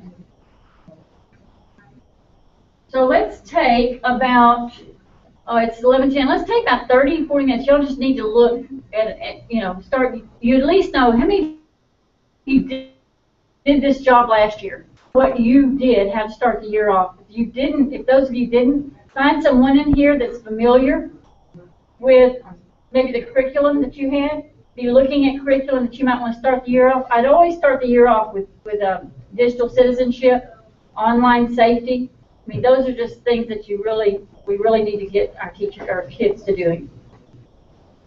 So if you will be looking at that so that you're familiar with those curriculums between now and about quarter till 12, then we'll have a little wrap up of this, and then go to lunch, and then have a lot of creation fun this afternoon.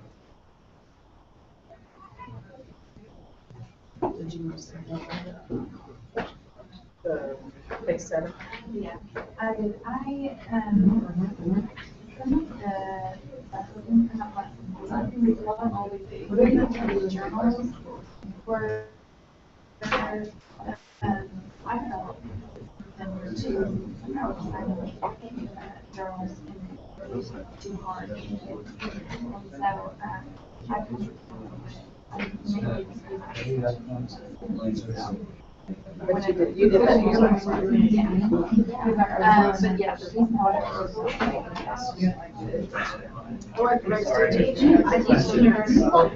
What is the difference between Easy Tech and Easy Tech are more the technology-based like visuals? Yeah, they're technology skills. Inquiry is a project-based, where it integrates the technology into the curriculum. If you'll look at some of those projects, you'll see that it's not just technology. The lesson plan will show it's teaching. You got the math, or the science, or other things.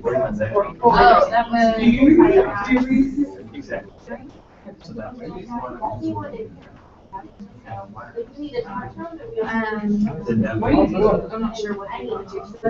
But I think they should have a lot of time.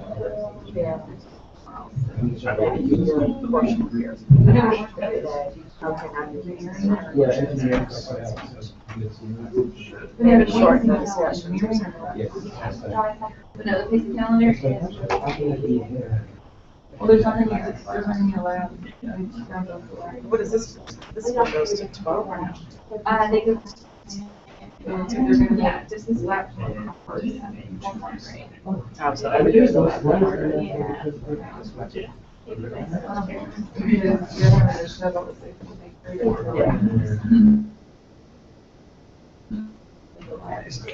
Oh, you Garland? It's just like at work.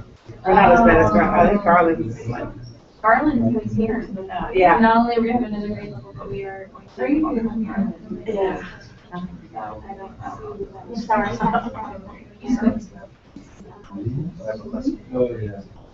You know, I never took you, harmony. Oh, really? Yeah. I had before. I'm really impressed, especially here. It was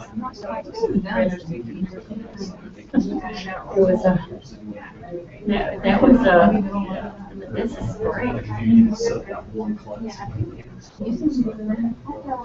Yeah. This is a brand new business. Oh, you know what, I heard someone say they, I'm not sure. But, Yes. There's a hole and everything. Oh my God, it looks exactly like this. yeah. I didn't know how to. Yeah, last year, I had it, I think the facing. I think you have more computers. But I had it Well, the fact facing. that they go all the way down this way, it's not, Yeah. but you do have a big room. Place Yeah, for last them. year, the problem was, is the big dead end. I didn't know. It would always come this way, a wire. The last teacher of mine, did a piece of tape, there's like her desk, and then there's a piece of tape, so they can never come this way. Yeah. So, yeah. Like I would do that. Mine are squeezed like this, because there's 30, and I don't think this is any more room, but it's like right here. So my desk is right in that corner, there's nobody right there. So, I mean, it's almost like you don't, I mean, even if you had, put your desk and you had, talk on a laptop, you could, have a laptop up here. There was a part of me that wanted to ask them to get that desk out here, so I could have like. Yeah. Look around, and I don't really like sitting that long anyway. Because you could even move the desk back there in the middle of sit it. after school. Yeah. Sit before school, and so I don't sit here. It's time to sit. There's kids in the Anneler olduğunu bir defa elementary sadece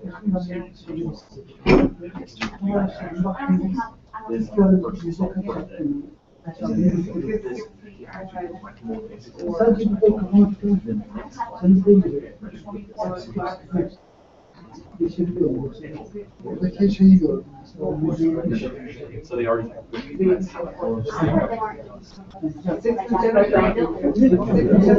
Yeah. sanki nasıl devam? Some of them are finishing the project. But then the other. The way, I don't know if you're familiar with Garland, it's the old one. And the presentations. Finishing up those. Tam belli mi? Well, they're building a new building, so anyway, that's not done. We'll start. So the high school is going to drive back and forth, and the middle school is going to come in. So the curious what they're out down. I'm the. And he is to drive back and forth.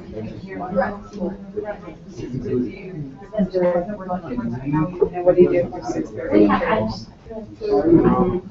Because I've heard most of the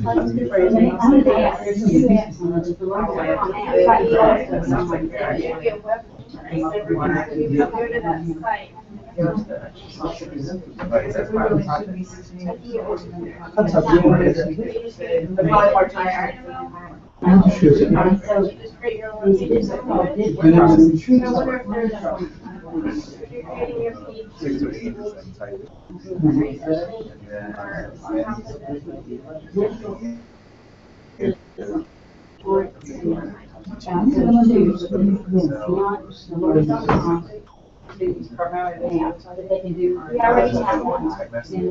Geçen bana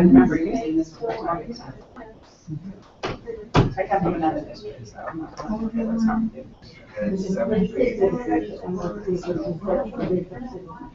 Sizin buranın kompüter tekrar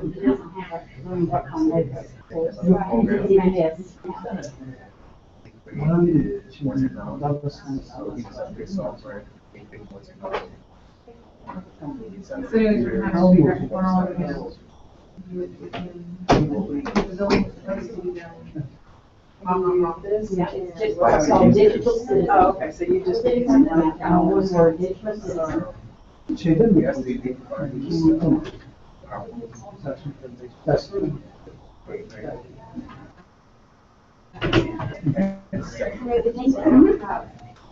Well, good luck on that. We had.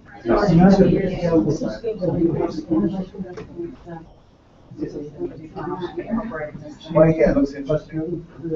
I was telling them. Certain kids might not like it, but if you buy something Not like really computer like you said, The nice thing is it is pretty serious. like you said, teach them a little software. There's not that much. Decide there's not. And then go back.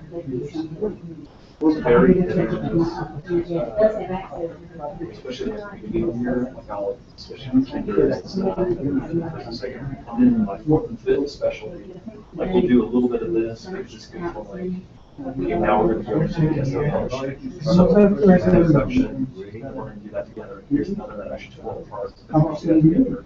So it's really good, because it's like a simplified version of When the end, though, is everybody the always interface you thinks see in culture, but they kind of understand it, and then when they go into the actual function, the lessons they already know. And then after that, once they get all that.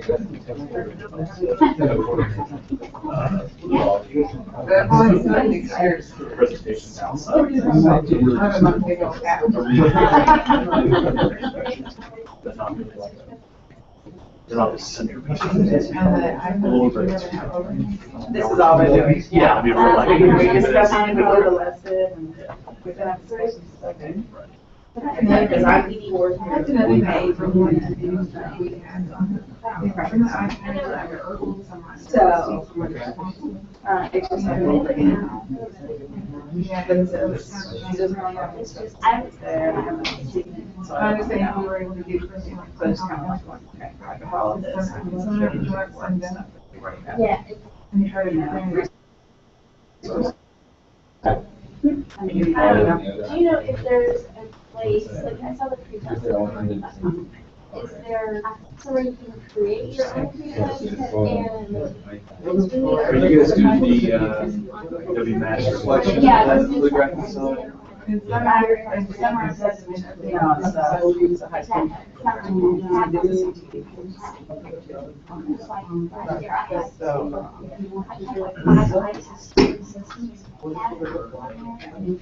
Needless reason, hard exercise, high school, Oh, or that's exercise, funny. yeah, like, I'm like, why would they stick with something? Yeah, they are. And then Dallas says, HSA, what is it, elementary, HSA, middle school, HSA, high school. Our school division is like, there's for worse division is high school. Our science academy is our high school, their science academy is their high school. Yeah, they just switched the name. They've been moving around. Actually, we're in here.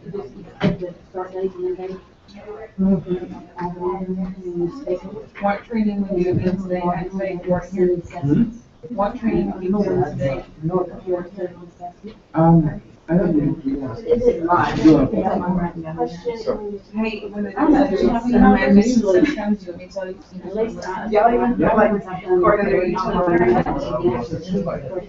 But this is actually. One task. The technology's changing. I think there's a lot that you can carry for days that some days you have to have, or, you know, you did that, that's how you needed it. You have to do that. Yeah. There's a lot of stuff. In the morning, I was gonna ask if they just. Maybe activity counts in this one. I think so. It doesn't say. I'm like, where are we? It's called our MSTM. But there's in there another tab. Is that a?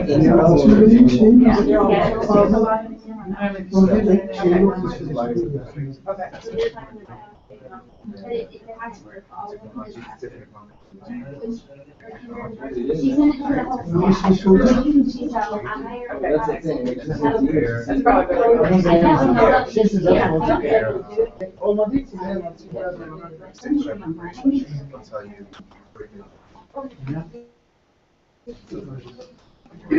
can bring it back there. I don't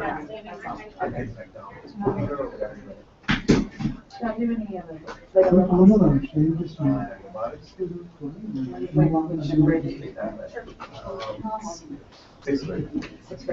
Siz bilemediniz. Öyle kadar. Yeah, I know it's there because I've got a bunch of them. I've got like 3 or 4 cents. So, but I think that's what they're doing. So there's, Toplum vesaire. as far as I have the children, so. Yeah. But you know, but I don't have any other regular.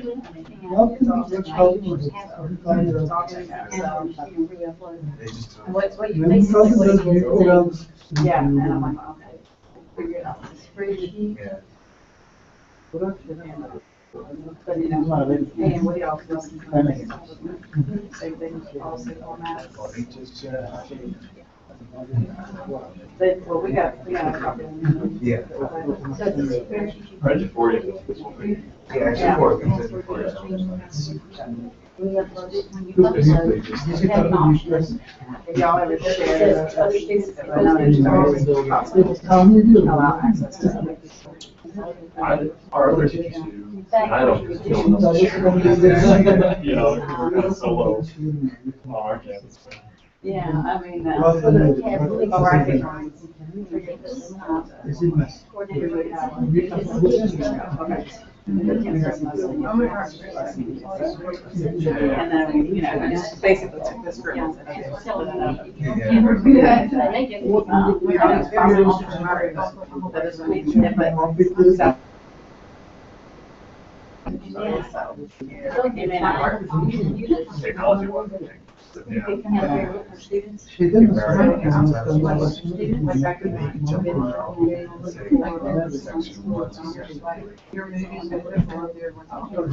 They'll never follow. Ha doğru.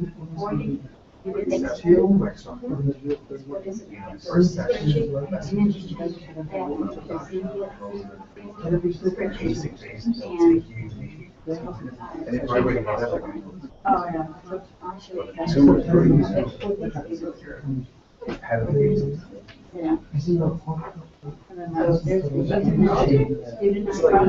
Yeah, tech teachers, what's going on? Change this to match this one, and it tells you the student ID, first and last name. It's a CSV, it like come out as a CSV. Maybe on that.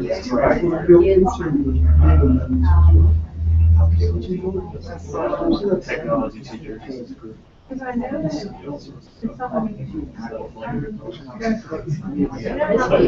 a good tool to use if you do good stuff. And Right now, I'm sure I'll be, I know what you're talking about.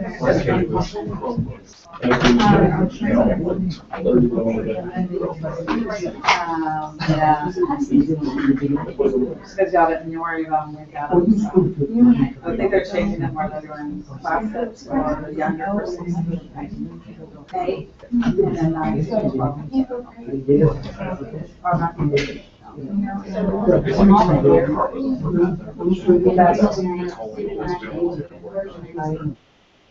class name. So, Change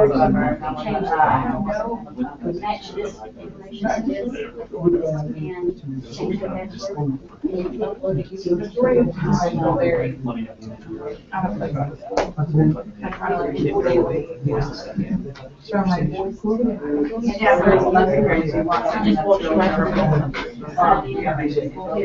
Oh, yeah. Life proof.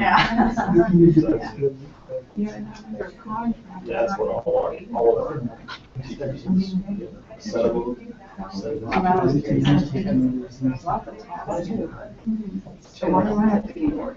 Right here.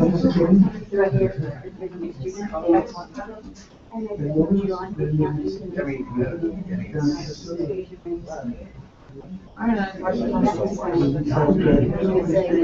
How would you like? Yes. If there are thousands of those previously they'll say do not modify. You know, this one is. At least I'm gonna learn to and then. Is that right? Coordinator rights. Thank you. And I will add that up there. So right I now. think it's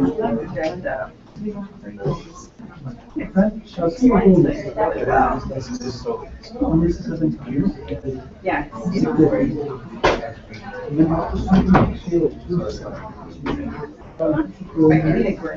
you have here. So like, all right, we'll finish Yeah. That is like, because it shows. Yeah. Like you go to, like when you go to, if you click right here, Oh, no, I didn't. it's, right here. Yeah, see this? So when they do it, it's percentage. And so then you have the class everything. I'm gonna pull it up your sport where you say, see. When looking at The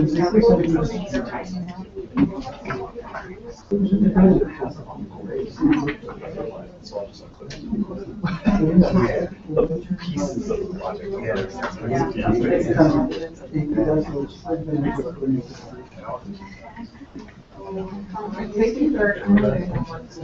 Now, this is the one that y'all did this morning. This is the pre-test that you did. But let me show you this class right here.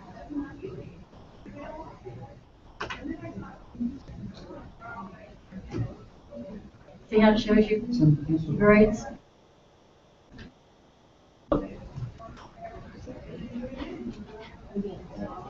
And before, earlier, this was set, this class was set, watch this, see how this is a 71, there's 78 in red, 70, 75.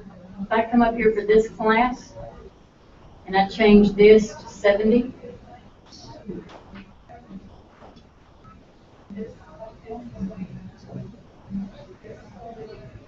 see how the red ones are not there?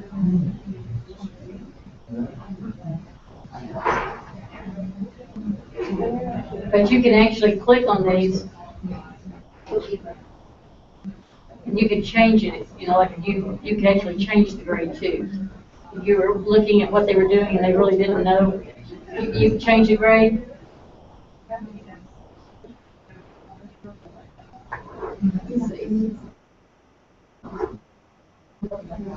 You can excuse, you can write an excuse in here.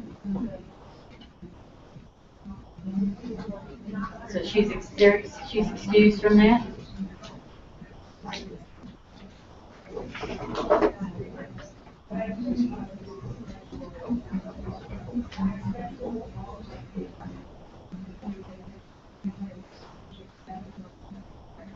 And let's see, if there's something, we find one that needs something grading.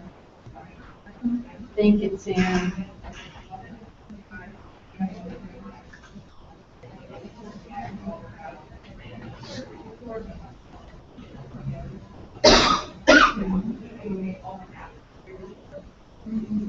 There.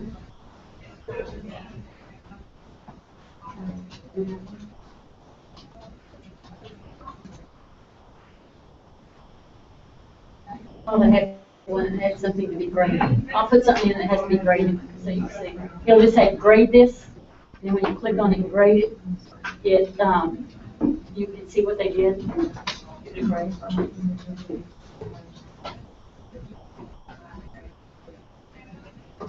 You can export, print your grade book, export your grade book.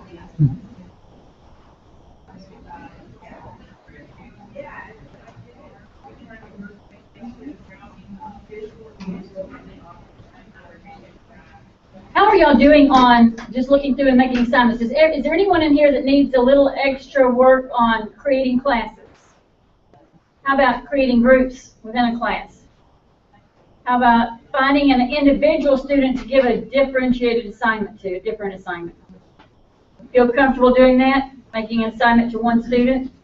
All right. I like that also because you can like, if it's struggling, you can let them redo something. Oh yeah. Or one that you think the whole class may need, but maybe at one. Right. In fact, let me put down, I'm going to do something. I'm going to change this class setting to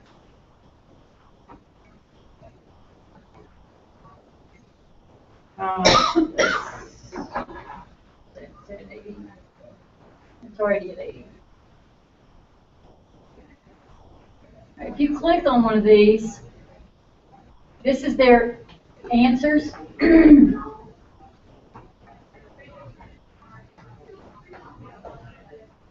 You can explain the grade, you can add information in here, but you can also put that on here. Okay, making a liar out of myself.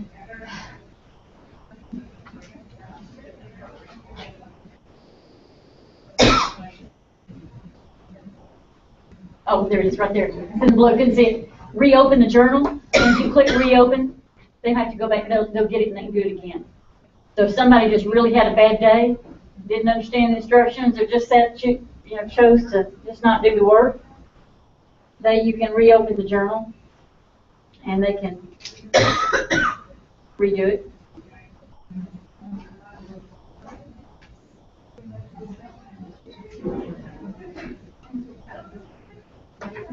Lessons, you can't change the grade. Those are automatically generated, because there's a certain number of questions in the lesson. Those are the ones that are very interactive. But on the journals, where they have to submit something to you, you can actually grade that yourself. These were graded already. Somebody graded these. This was fake students. And so somebody graded this. And but I can click on it, and when you're grading, and this is what you would get. It would say grade this. Instead of a grade, it'd be in red, it'd say grade this. You can click on that, you get this. And then when you see this, you can see what the prompt told them to do. That's what the prompt told them. And then this was their answers. Like I said, this was just fake students. And they were supposed to attach, this is fake, so it's probably not there. If there's attachment, you'd be able to click on it and see their attachment. And explain the grade. Let's edit the grade. Edit the grade. Say that, they only got 2 out of 4 instead of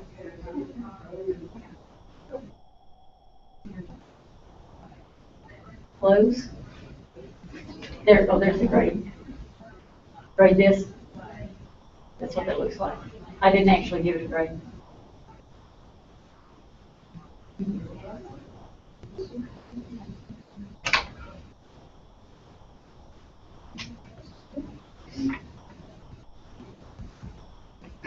All right, so any other questions about creating classes, creating groups, making assignments to a class?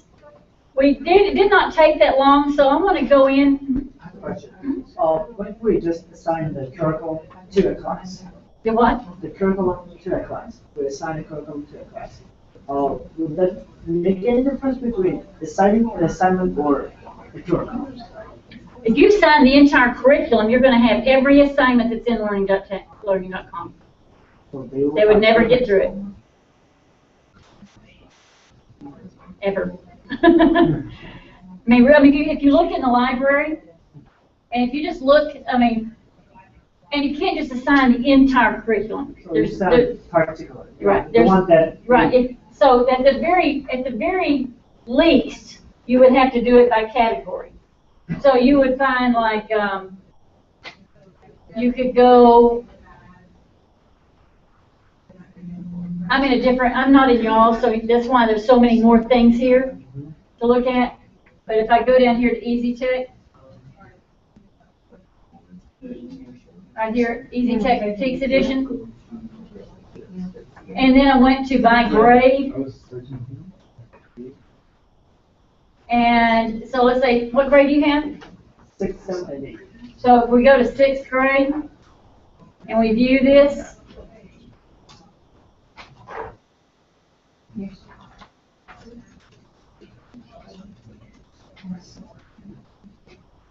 okay, that's a lot of stuff. If you assign all of that, assign that unit, they're going to get every bit of this in their assignment list. And I don't know that you'd want them to do everything, especially every journal. Maybe the lessons, but not every journal item. There's lots of different journal items. Before we go to lunch, I do want to show you how to keyword search for those of you that haven't been, and share with you a couple of people that you can look for in there. But when you're in the library and do a search for keywords, I'm going to search for spreadsheets.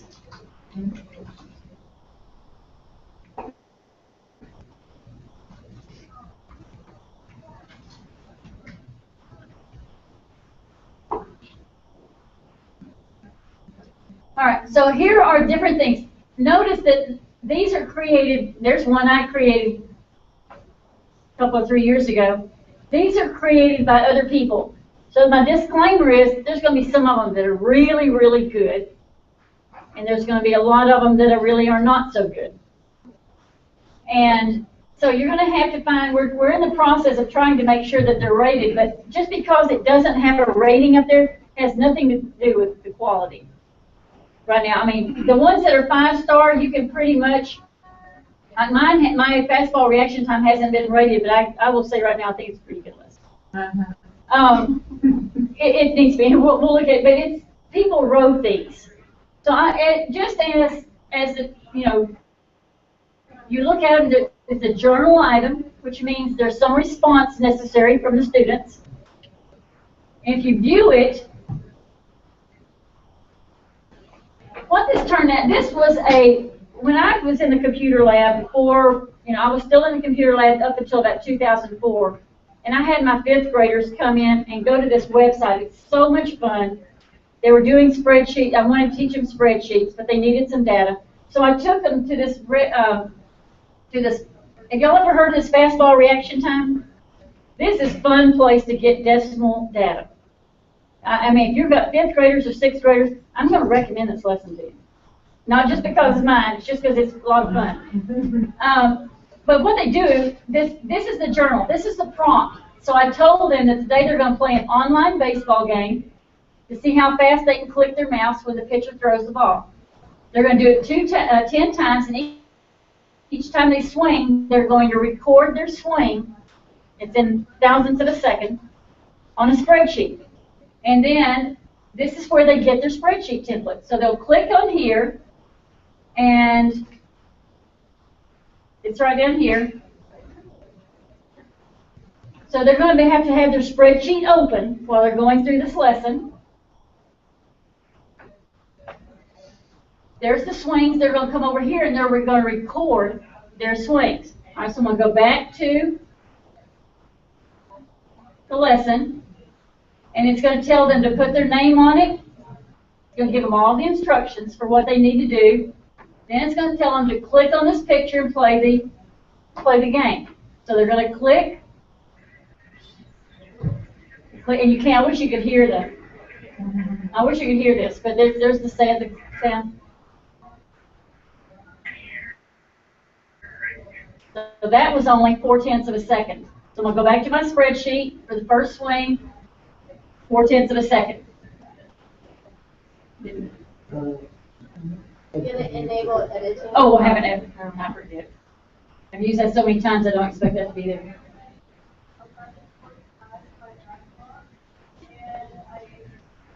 Right? And then they go back to the game. They play again. And they have so much fun trying to get faster each time. Is this game learning.com software? It's in, the assignment is in learning.com, but it's one that I created. It's a way, I mean, I just provided a link to that game in my assignment. So this afternoon, I want to give you all a chance to create some things of your own. You maybe not into this detail, but it's at least create some web links. But I want to show you that you're not limited. You don't have to do just what's in, learning.com lessons and things. You can create your own stuff. And since so many of you have already used it, we don't need to use today to go over more class creation and all that. So anyway, they do that and see how the graph is creating for them. And then I have what I would do for an extension activity would be have them actually format that graph, format the spreadsheet, and do some additional stuff. Well, when they're finished, what they do is they have to save it to their computer. I'll try not to clutter up your computer too much. I'll just save it to the desktop.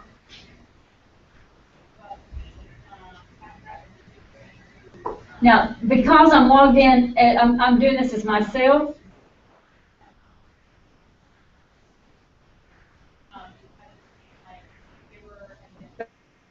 Because I'm logged in, the actual buttons for attaching that file.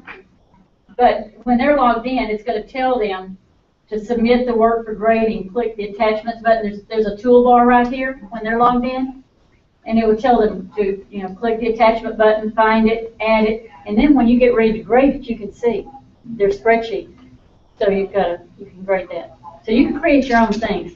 So right now, what I wanted you to do though is see that you can do some keyword searches.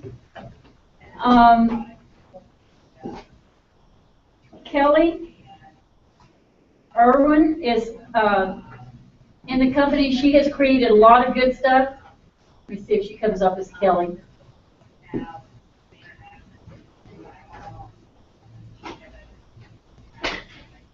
right. If you'll put down this name, Kelly Irwin or Kelly Green Irwin, she's created lots and lots of different things, lots of different activities that you might want to look through that you won't find in the Easy Tech or the Inquiry. But you can go through and look and see if there's things that you can find in there. So she's real good. But anytime that you find someone, if you find a really good lesson, all you have to do is click on their name. I mean, I actually searched for her, but let's just say that you're looking through a keyword search for spreadsheets and you find Rot. Just because I'm not tooting my own horn, but just because I have no other examples right now. Then you click on my name and you're going to find everything that I did. So that's a good way just to find, if you find one good quality lesson, click on that person's name, that author's name, and see if they have some other things you might can use. Created.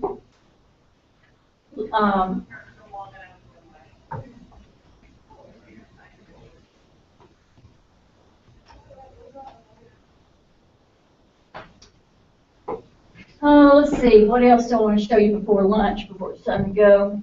So, all right. Let's spend about between now and when we go to lunch looking at keyword searches, trying to find some other things that you might want to use.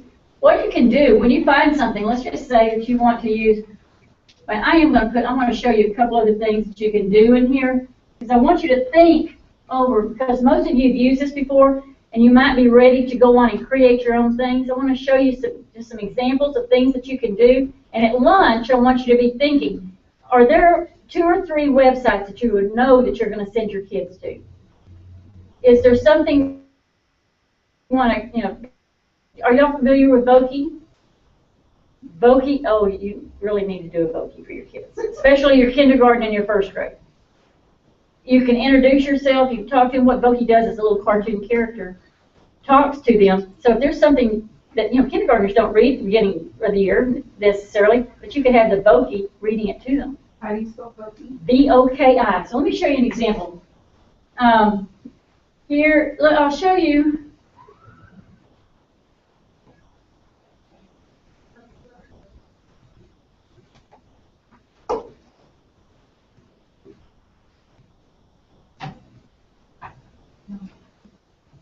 Y'all see Voki? Oh, no, I know what it's in. It's in sample embedded content. So got one for Voki.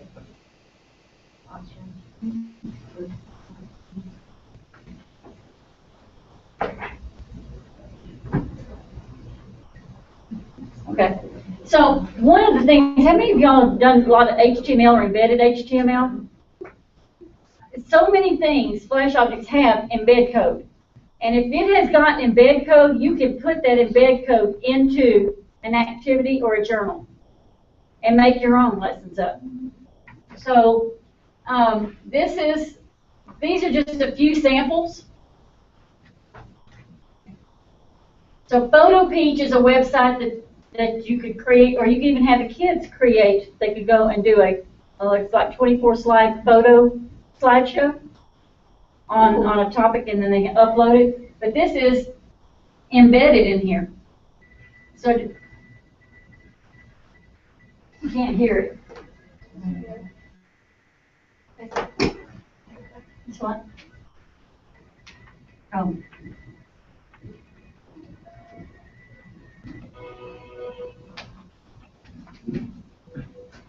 So you might want to create something or find something that's embedded, a video that's embedded in there. This is a video from I Keep Safe, FOPON. Are y'all familiar with FOPON? There's a lot of online safety. So I embedded this, but you can embed a video in the prompt area for them, and then have them answer some questions about that video.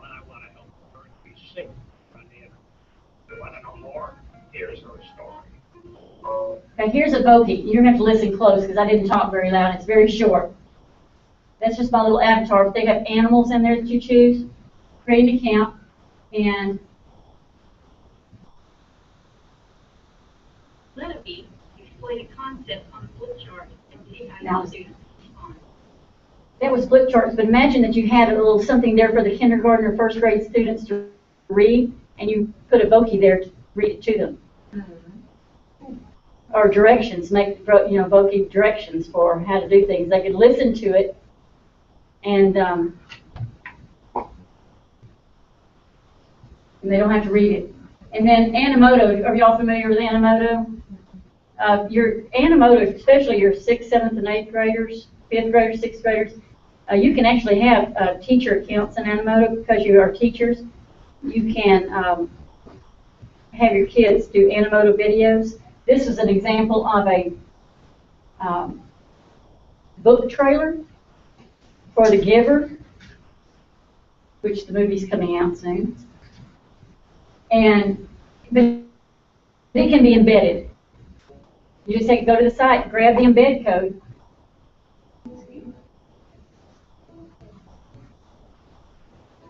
So there's so many opportunities to provide them, students, with stuff in the lab to use in their lessons.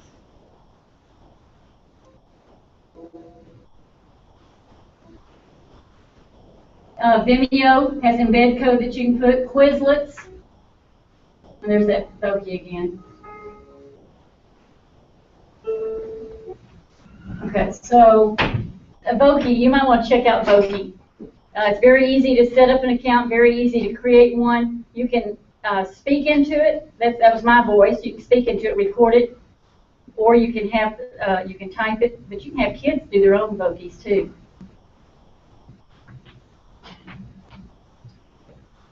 There's something else.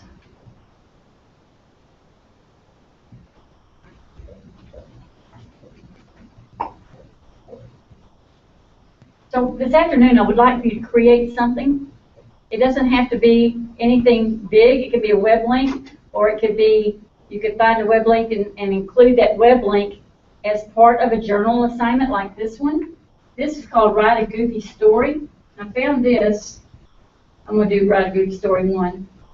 This is a journal item that I created myself, something that you could do pretty easily and view it.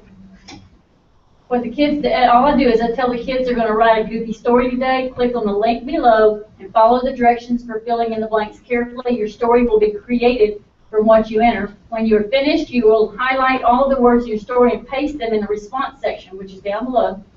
You'll probably have several corrections to make. Make your corrections in another story. So they're supposed to go to this link, write this story.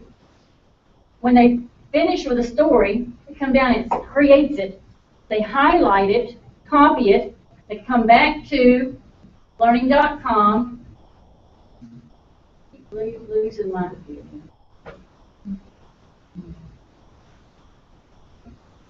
Keep losing the because I'm not logged in as a student.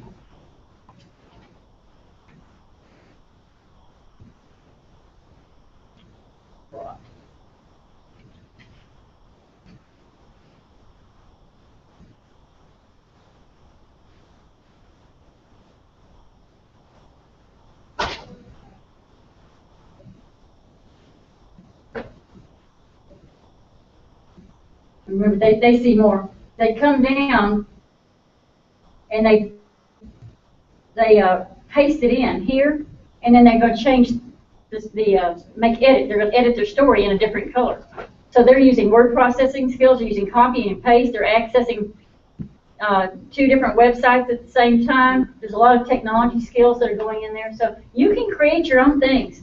You know, yes, you've got learning.com curriculum, but you've probably been doing some things already in classes that you could create and add to there and use your own stuff.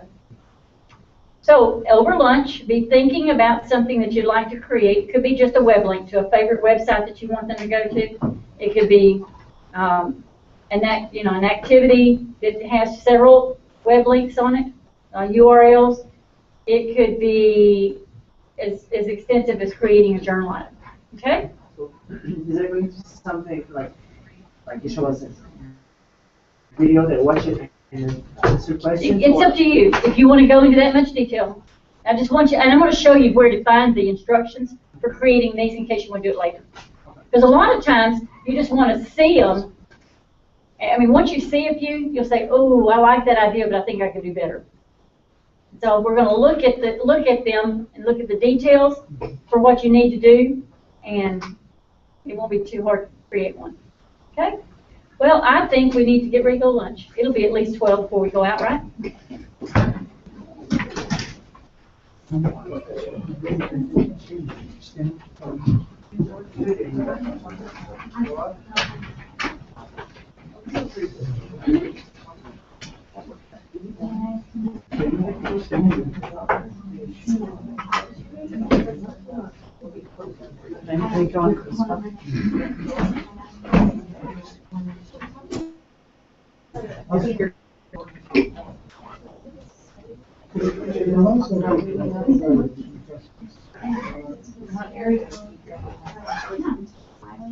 So what else around here?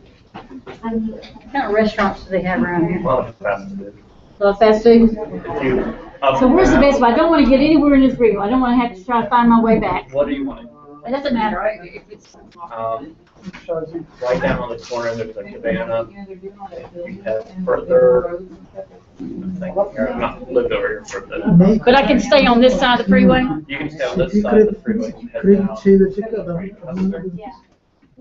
Down Custer. E-mail kurumları You'll böyle get de down near Campbell. sertifikalarını korumak için If kredi that's, şey var. you sell the shopping centers, and there's a lot of things. There's Kredi like, sertifika mı veriyor? there's a Raising Cane, there's Waterworker, İyi tamam. Oh, Raising Cane's. I'll just get my map and tell me how to get to Raising Cane's. Ama gitti çok. Gitti mi? It's south of there. Okay? Biz bence Thank you. geldiği zaman Tamam. başlamadan.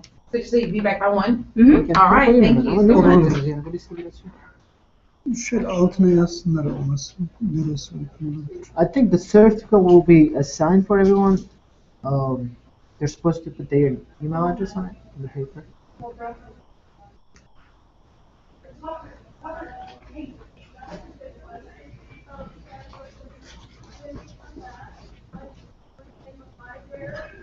Hello?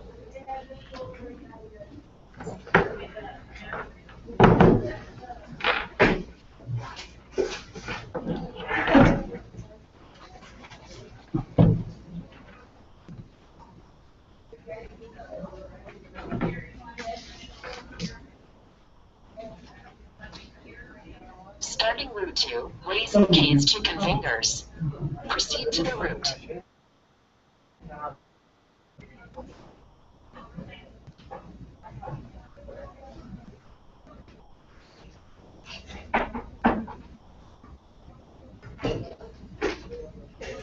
So I go down this way and I go that way to go to Raising Cane's. It's on To where? Raising Cane's.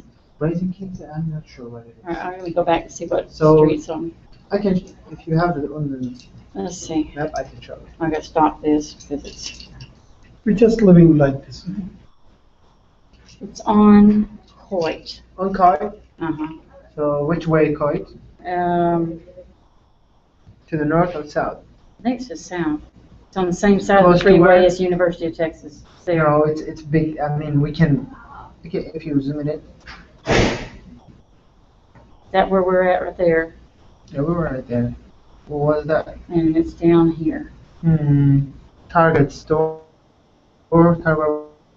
Okay, if you click on it, I'll make sure that what the address is. Raising King. Campbell. Okay, Campbell. You got that, if you get out of the campus from the backside Mm-hmm. and turn left, this is Frankfurt, that goes to Waterwheel. You turn right from Frankfurt to the Waterwheel. I'll try to find it. Okay, thank you.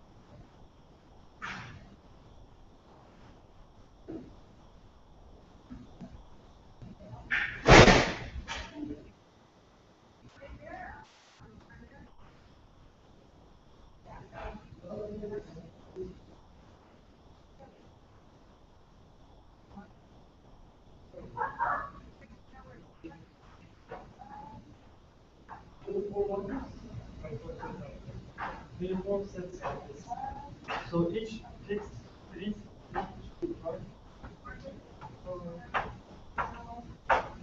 One, two,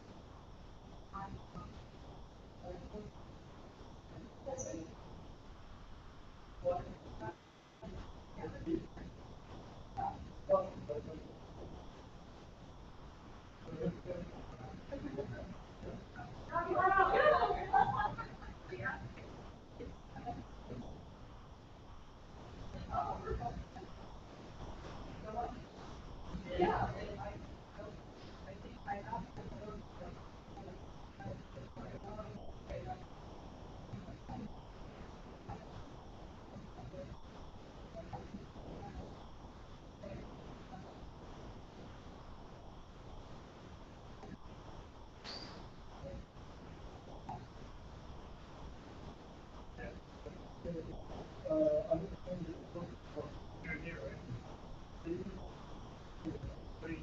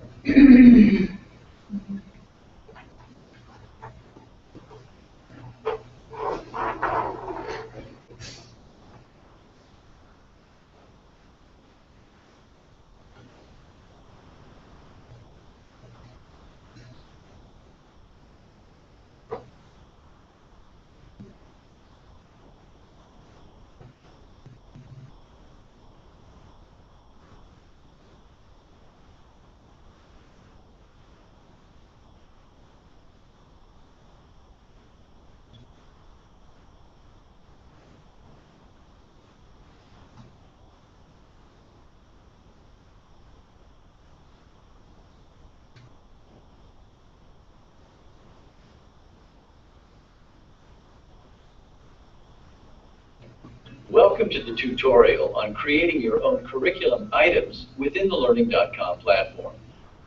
To get started, click My Curriculum. Click Items to see all the journals, activities, and web links you've made. To start a new item, click Create.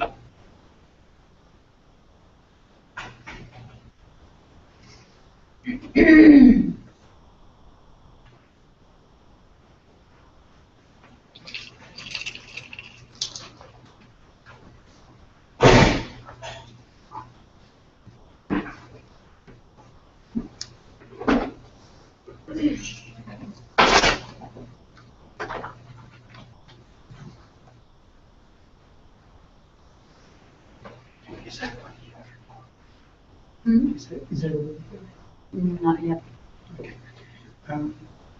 We need their mail address because the central will send it to city credit for them.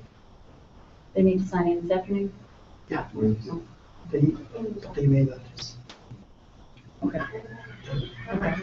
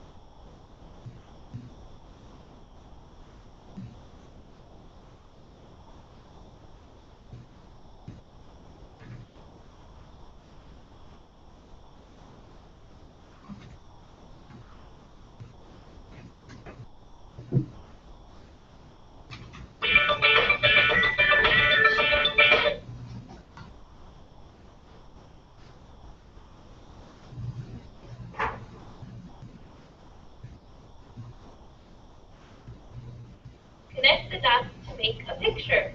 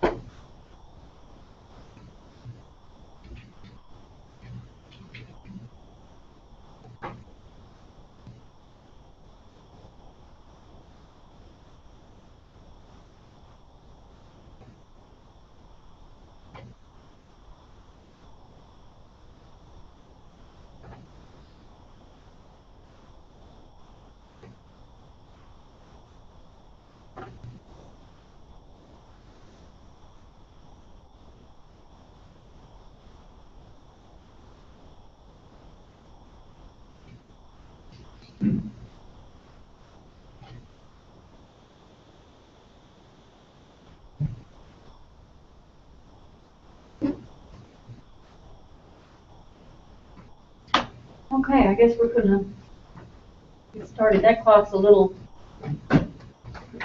I mean, that says 6 after this, the computer says 1:11. So, Maybe we're gonna go by the letter, not by the computer.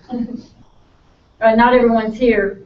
If those that aren't in here that come in later, everyone needs to make sure they have their email address on this. This goes to central office to give you your professional development credit. This is outside of learning.com scope, but so this is what's really important. You got to get your credit. So email address, and I guess your signature.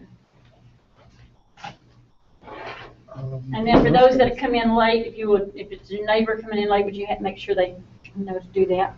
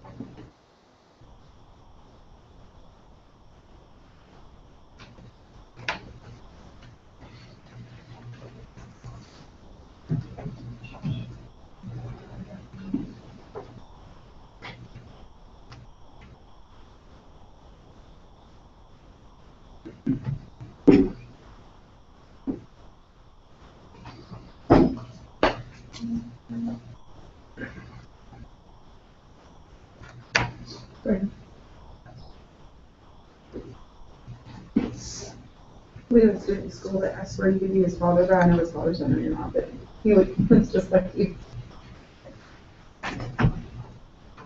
We need your email address on this sign-in sheet here so the district can give you credit. Thanks.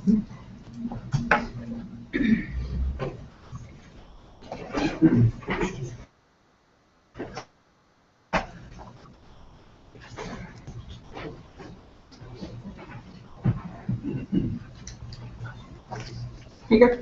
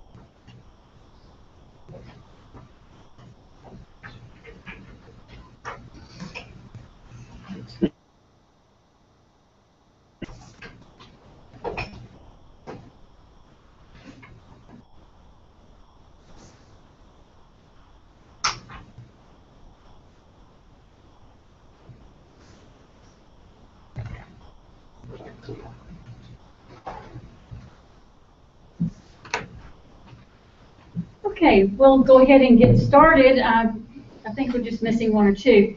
But I'd like to just briefly look back at our KWL chart and see if there's anything else you would like to learn.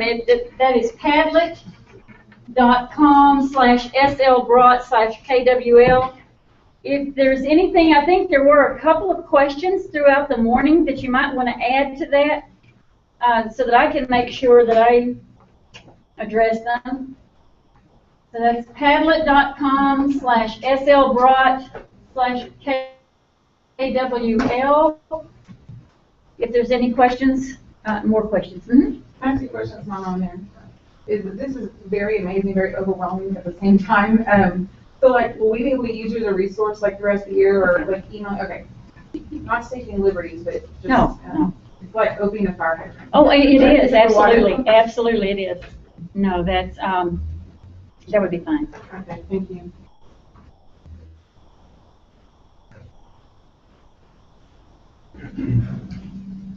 Any additional questions? I don't see any going up, so maybe by the time, I'm sure that you will probably have a few questions about creating items, which is what I would like to do. Because you may not find everything that you have, that you want to do inside of learning.com, inside the Easy Tech or the Inquiry products.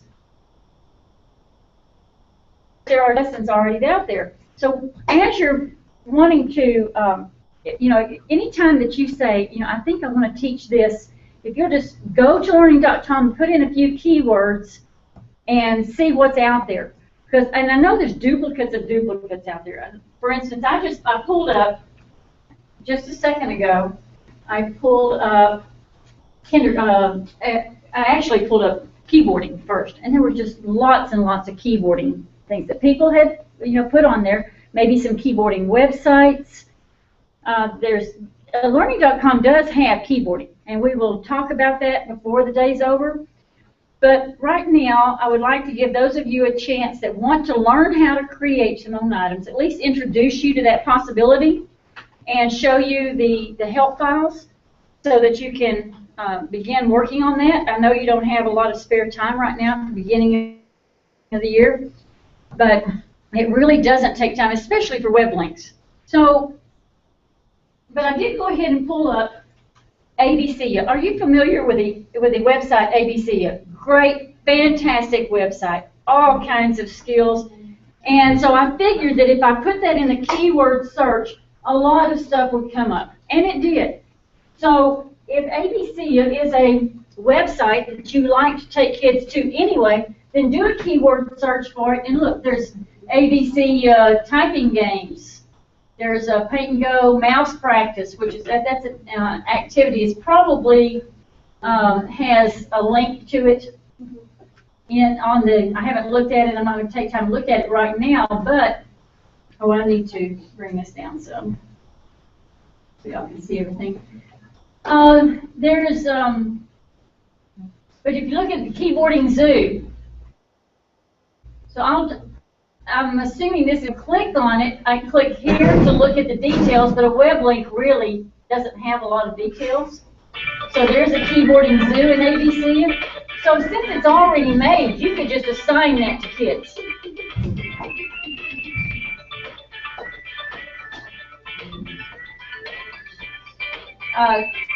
There are ads, but they're not, there haven't been too many problems really. So this is a website that you might want to go to as an activity in the lab with your younger students. But ABC has things all the way up through maybe 5th or 6th grade, I believe. So it's a great site. So I would likely not create another ABC web link. There's so many there already that I wouldn't do it. I'll imagine, and I'm going for early because sometimes they're the hardest ones to find. I mean, they're the ones that are most served by a very colorful, interactive website like this. Another one y'all are probably familiar with is Starfall.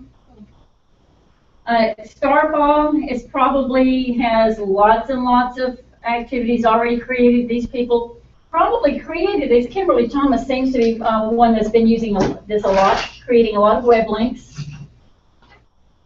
So Starfall also look at all the web links that are taking them to Starfall. They're probably all taking them to the same place. Now, I guess there's really not anything wrong if you want to keep something, create web links so that it's in your curriculum that makes it easy to find later. But I could also just favorite this. So by coming over to any one of these, I can click on one, and then I can add it to my favorites. So that's one way of keeping it. Once you are in your own login, then it will show up. So you can add them to your favorites. And I mentioned this earlier, that when you go to Go to the library. Down in the My Curriculum, that's where you'll find everything that you favorited. And, you know, everything that anytime you're looking through the library, even if it's not an item that you would use immediately, go ahead and mark it as favorite. And it'll be easily accessible in the future. All right, so what I'd like to do is show you where to find the files that will help you go back and learn how to create these items in My Curriculum. And again, we're going to go to the question mark for the resources. So I have a question. Are those the websites that we're searching up? Are they totally different than learning.com? Yes. Yes, they're additional. They're just websites that you could find anywhere else. So they just use embed code? No, some of them do, but actually teachers created them, just like I'm going to show you how to do. Yeah. So that's why if you thought of a favorite website over lunch, you could do this immediately. But here are the directions for doing this in case you need to go back and refer to them later. I'm in the learning.com platform, and I want to go to curriculum.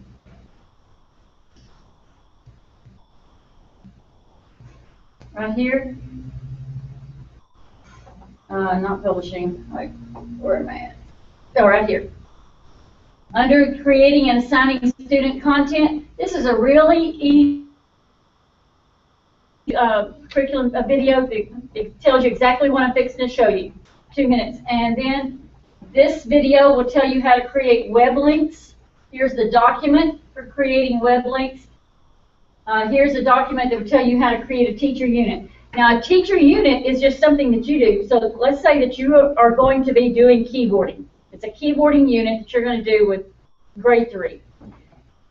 And you go through and you find the keyboarding lessons in Easy Tech that you want them to do complete. You find the some additional items that somebody else may have made a web link to, something that you created. But you can put those all into a unit so that when you, just like the inquiry units or just like the spreadsheet unit, when you come to that keyboarding unit in your curriculum, you can assign the unit and all those items will go right into the unit.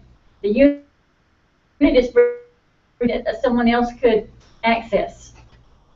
So but it makes it easy for you to assign lessons to your classes in the future. And then creating an activity we're going to look at, but here are the directions. Creating a journal item, we're going to briefly look at, but they take a little bit more work than we might have time for today. And so there's creating a journal item. And then here is a document on how to embed video. The hardest part about embedding any kind of video or any kind of flash object off the web is finding the embed code. And now they're making it where it's easy to find. I mean, usually if you look at share, there'll be a code. I mean, you just have to look around, and the more you find, the more you'll know what to look for. And then the directions for installing the learning.com bookmarklet. We're not going to install them on her computers. I mean, I don't know if, I mean, you all logged in as Harmony, and is that the way the students log in? So if the students were logged in, they would see this little, create web link button and wonder what that is, and we just don't need to give you any more grief than you need.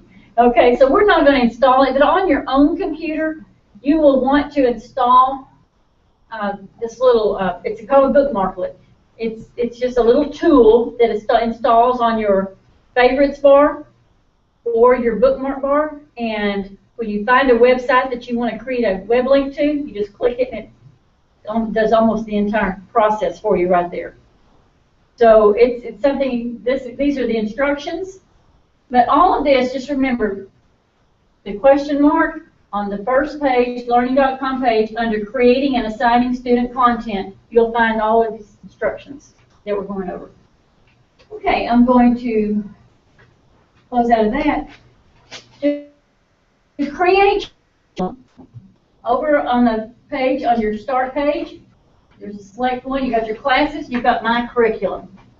My Curriculum are curriculum items that you actually create, not items that you go out and have found in the library and assigned. Down here, my curriculum. Here's the items, the units, and the favorites that you create. If you will click on items, it's going to tell you that there are currently no assignments in my curriculum, that you haven't made anything yet. So we're going to create right here. The other way that you can get to this create item is by, I'll do this. If you go to my curriculum,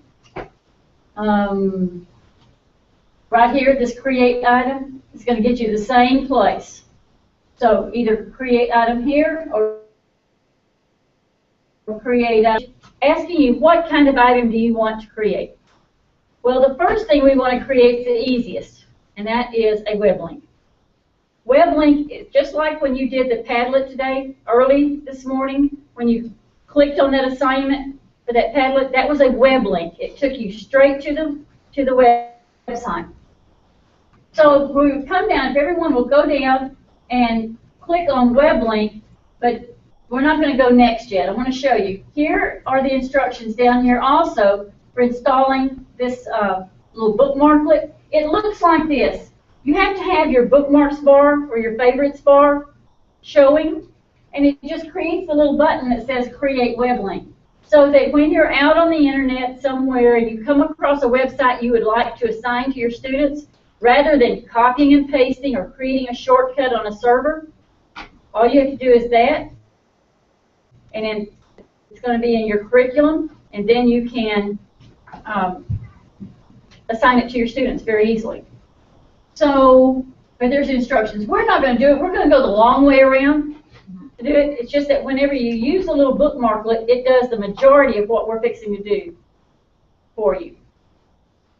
So we're going to go next. So if you'll click next after web link, this is the information you need to create a web link. Of course, it's going to have a name, and then you're going to have a URL. The easiest way is to open up that website on another tab or another window and copy the address. So I'm going to find something. Well, I'll tell you what I use. I like that write a goofy story.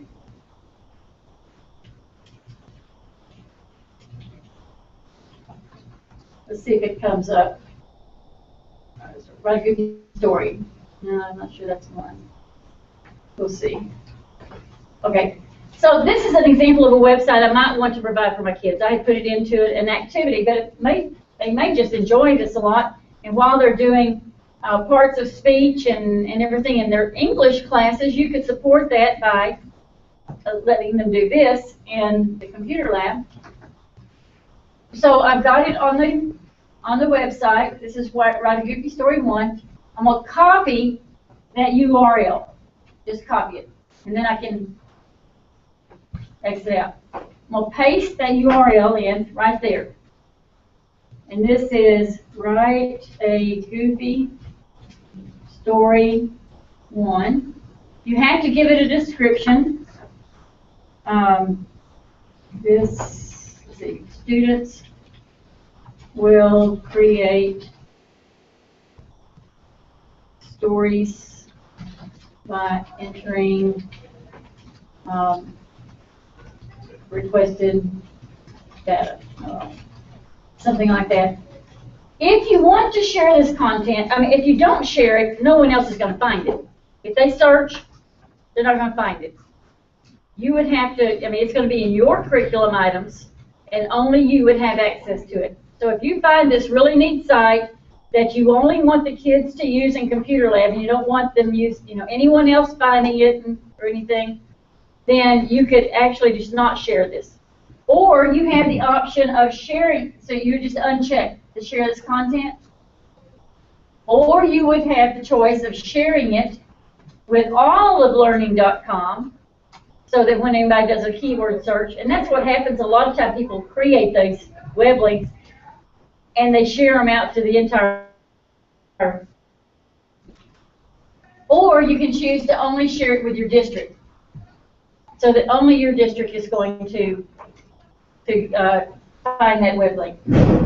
The scoring scheme, You have to have some sort of scoring scheme. Along web links, more than likely, it's going to be a complete or incomplete.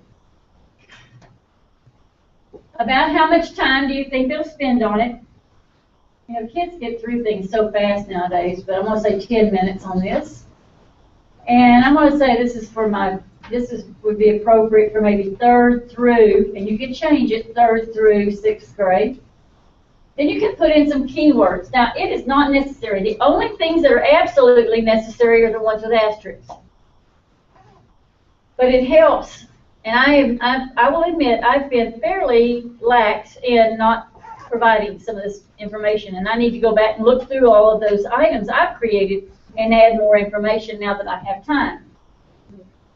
The objectives, you know, you could just list the objectives. Students will access the website. Students will enter data, into fields where it's requested. Students will copy and paste that, whatever you want them to do with it. You can add additional objectives if you want. Then, you can either use the button here to go to next, or you can click the categories. Now, you don't have to add categories and you don't have to add standards. But if your district is requiring you to keep track of the TEKS that you teach, then you may want to go in and add those at least the standards. And so you would, in the standards, y'all do follow the TEKS, Texas TEKS? So you would go to the, this is probably English. We'll go here. And then you find language arts, and then we'll say 4th grade, and then you just go through and find the TEKS that might cover. Mostly you're going to be interested in the technology. So you click on technology. Let me go back. Library technology, grade 4, and find the technology TEKS that would apply to. I'm not going to add any more. Then the next part is the lesson plan. The lesson plan is just like a word processor. You would just type in any instructions that you might need. This, again, is not necessary, and you're going to find a lot of web links on learning.com that people have created that have no standards, no categories, no lesson plan, no objectives. All they've done is provide the web link, and that's fine. But I think that if we will take the time to put that information in, it's going to help more and more teachers and ourselves down the road by putting in as much information as possible. It's not necessary, though, so we're not going to necessarily do it today. If you want to embed something, though, I do want to show you if you want to embed something. In a web link, you wouldn't do it, but just in case I forget later, when you find that embed code for anything, you switch over here from design to HTML, paste it in, and then go back and it embeds your code in. It's so easy to embed HTML in these. Your students, especially the HTML, your students, especially those of you that are have 6th, 7th, and 8th grade students, you can get pretty detailed with their assignments and have them embed code in their. They can embed code in their responses. So if they went out and part of their assignment was to go create a video on Animoto or video and upload it to Vimeo, or if they needed to create a video, however it is that you want them to publish it. I know Animoto has embed codes, Vimeo has embed codes. So if you have a site, YouTube has embed codes. That's actually how, when I've studied in middle high school, how our school has gotten around some of the filtering. Yeah, filtering is they'll embed the YouTube video they need for the lesson into Edmont, and then then the kids can still see that without getting into that. Well, they can here too. I know the Khan Academy videos are on YouTube now. Now you can get to Khan Academy, but before then you could actually just embed those videos and see them. Yeah. So a lot of times embedding is a way of getting around the filter for the kids, and then they just see the video. They don't see all the other stuff. Right. They're not going to see all those. I mean, it doesn't take but about 6 clicks to get into YouTube. HELL is what I say, because it does. I mean, you can get into no land real fast just by those thumbnails that come up and everything, or even the comments are sometimes just, so embedding videos. But students, that's what I want to point out though, is that whenever a student responds back to you in a journal, they can embed code in there. And they probably have sites that they know of that they're using to create. I mean, there's so many Web 2.0 websites out there for them to use to publish their work, that all they have to do is grab that embed code and put it. Google Docs have embed codes.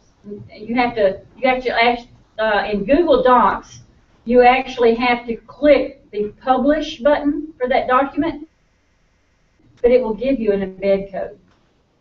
So they could publish, upload it into here, which is really cool if it's a video. So anyway, I'm not going to add anything in here, but I could, and I could use all my formatting tools to make it pretty. It's a lesson plan. I don't need it to be pretty. So now, this is the only time you're going to see the Save button, is when you're in the Lesson Plan tab. So you might want to just jump from Details to Lesson Plan tab and click Save. Now you've got a web link. It'll be associated with you. It will show up in your curriculum. So if I go back up to Items, my curriculum, you go to Items, there it is over here. It's going to show up here. It'll show up here. If I had a class open right now, I could assign it to that class. If you want to view it, this is what the students will see. It'll immediately come up. Quickest and easiest way that I know of to get websites available to students.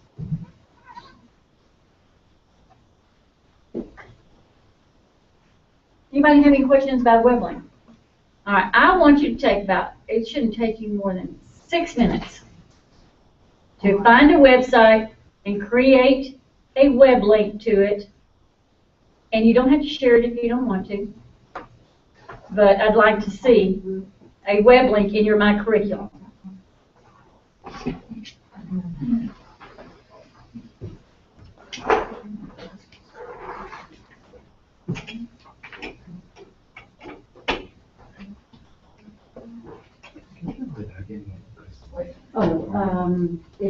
Let's see, it doesn't matter which one. See, they used I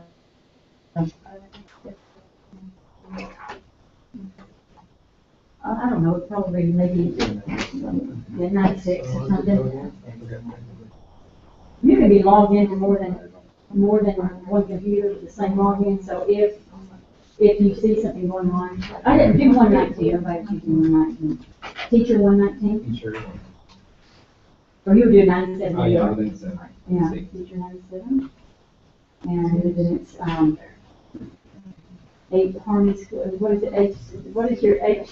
What is HPS? Yeah, HPS 123. I couldn't remember.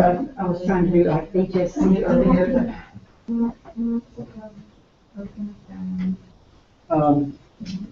Is it okay to use howto.com? Howto. Yeah. Whatever you want. But they have some. Oh, that's up to you. That's you and your district. I don't care.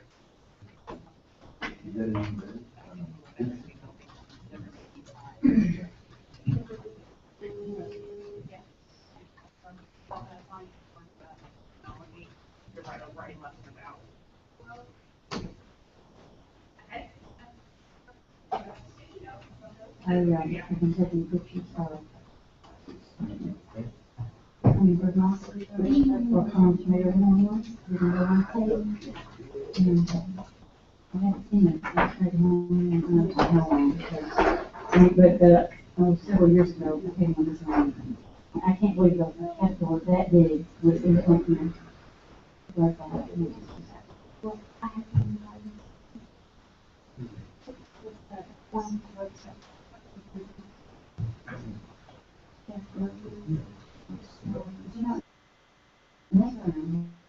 I'd bring that to somehow. I mean, I would cut it off, bring the whole thing to you, and watch it. And develop. She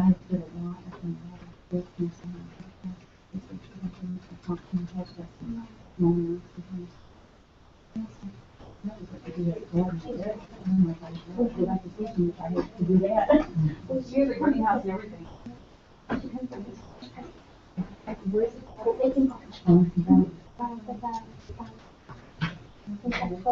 I have pictures.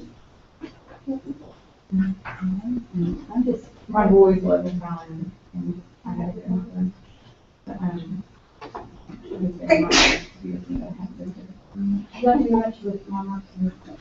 I wrote it. I want to build a monarch. I wrote it on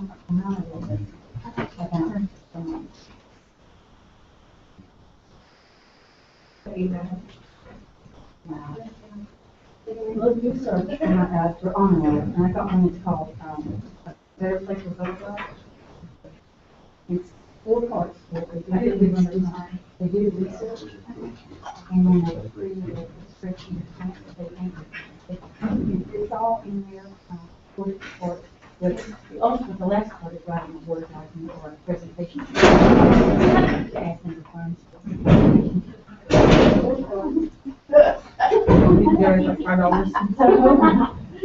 Put it in there, so where a URL is supposed to go. I'm planting more milkweed. Oh, no, you should have some already. Right. You want just to go straight to that video. You don't want I need to instead, just the URL. I did the So, yeah, basic right things there. in mine. You But I mean, you just can buy seeds. And it just goes, go there. That code would be like, I'll see you. info. That's more like if you write like an activity that is something like but not as a function. That's a squash, right? So that's what which is going to be. You use that one as just a function. And then one of the, right?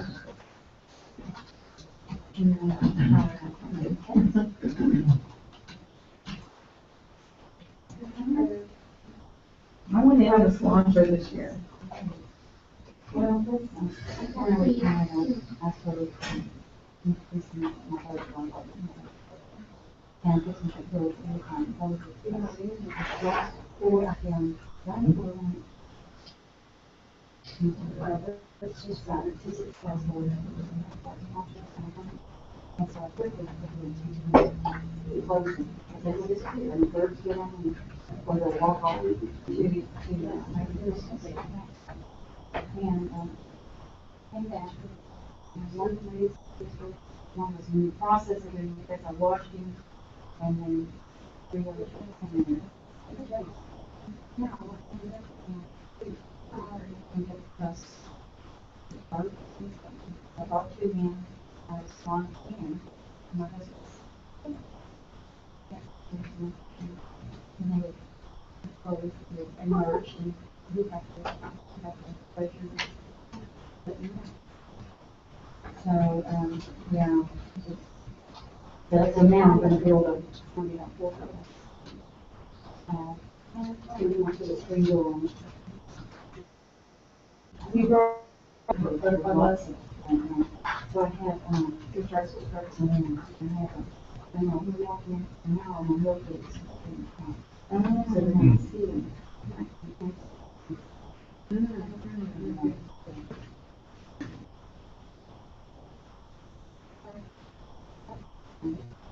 But now you've gone to learn more.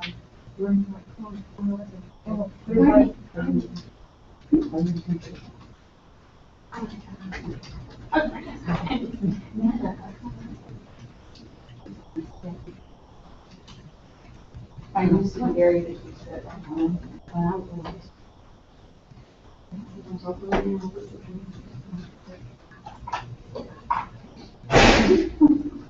Y'all hear the web link? I want to come by and see. You're in the process of getting yours.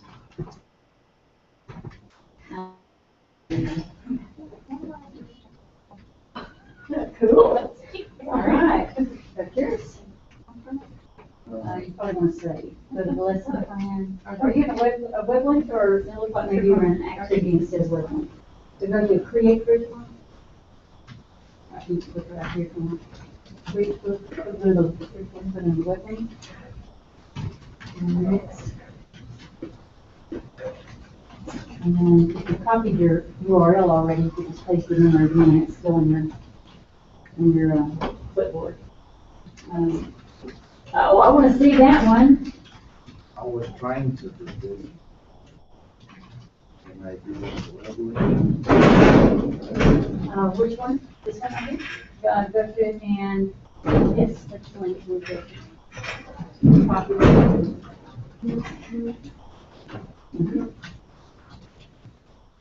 And then give it a name.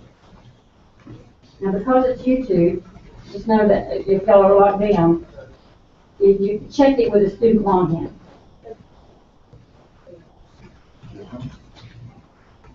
Just, yeah, just say it's a. Okay, you've got word families. Alright. If you're not familiar with Read, Write, Think, are y'all familiar with it? You want to check it out. Read, Write, Think has got a lot of interactive lessons that kids can do, and a lot of them now can be saved so they can go back to them later. Read, Write, Think. Right. Oh, it didn't let me change.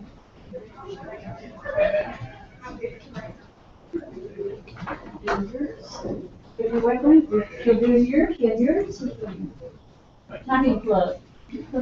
See it? Because I'm curious. I'm looking for good ones for me.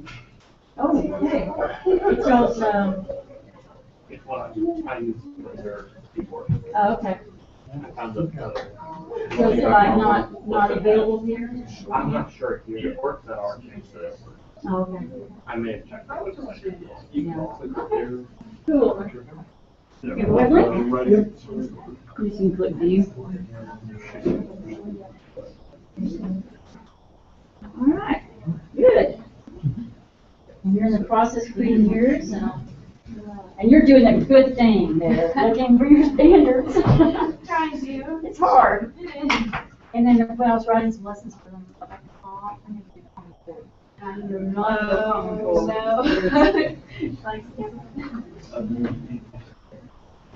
Oh, that's good. That is a good one. Wow, that's nice. Oh, yeah. Library. Oh, yeah. Search for it. Great. But I didn't want more specific. So.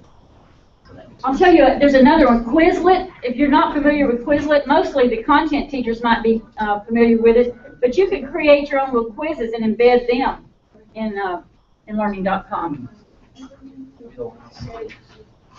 Okay, I see that almost everyone's almost through with their web link. Any questions about creating a web link? All of that information that you are putting in, having to paste in a URL, having to put a description, having to put a name, if you use that little bookmarklet, it will do that for you. Now, if you use the bookmarklet, a lot of times I will go back and edit what it put in there automatically, because it'll put in a long name or description that's really not indicative of what the website's about, but it does help.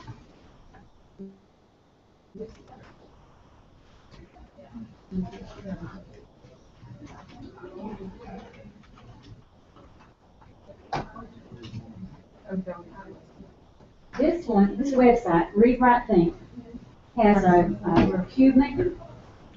They'll call it BioCube, but you can use it for other things too. And it's one of the items that can be saved.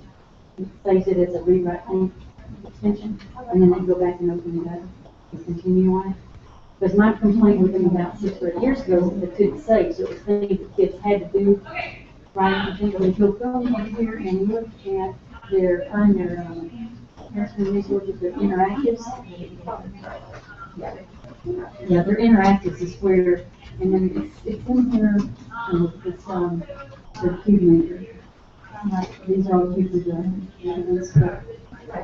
mean, it's really good. There's about 8 or 10 of them now that I think can be saved.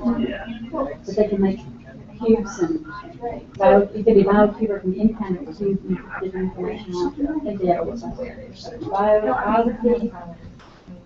That could have been great. Yeah, oh yeah, and third grade, you know, depending on what they're, third grade could be.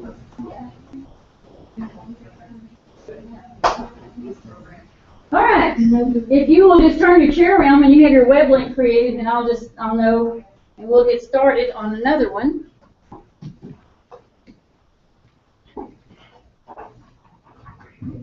Easiest of all, web links, and we all use web links, and there's nothing wrong with using web links in a technology class. We wouldn't want them to only use websites, but because we do want them to learn some technology, but there are some good things in there that you'll want them to do.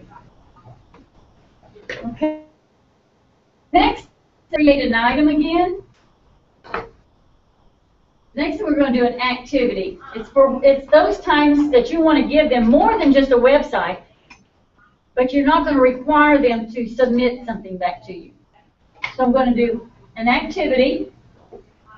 I'm going to click next. You have to give the activity a name, an activity description. You have to, same thing, you have to choose whether or not you're going to share it. I would uncheck share. I usually do. When I create something, I don't share it until I have finished it, checked it out, made sure that it's okay, because I'd rather someone not get it and think, ooh, that's terrible. A scoring scheme is required, and you would need to choose a grade level. All of this is just typical things that you would do for any activity. The categories, same thing, standard, same thing, but this time you have a lesson, and the other one too. This lesson plan, being that this is an activity, there might be more that you want to include in it, not just a website. But still, again, this lesson plan does not have to be done. You don't have to put anything in there. If it's just for you, you may not want to, but if you know that you're going to be creating something for your school, for your district, that other people will be accessing, the more detail you give them, the better, because they can't read our minds. And so the more information you give them, better. Then we have a new tab here, which is the activity. And the activity looks exactly the same. This is a prompt. It's instructions. They're going to get the instructions or the information that you want to give them, but they're just not going to have to respond in the journal response area like you. So this could be, I mean, other things this could be several websites that you want them to visit. You know, just copy and paste the URLs so that you're not having to assign a web link to each one. This could be an article, I mean, maybe a document that you want to include for information. Let's say if you're doing maybe something in middle school and you're wanting to do the binary system, something with you're talking about the binary system, you might want to have a link or the information on the binary system. So this is just information. So I know that probably off the top of your head right now, you don't know of an activity you want to create. So I think the best thing to do right now for creating these, again, you would click Save. Now I haven't put anything in here, so I'm canceling, but you would click Save, and it would be there. So yes, I want to discard my changes. So if you look up some different activities, I'm see this. I actually.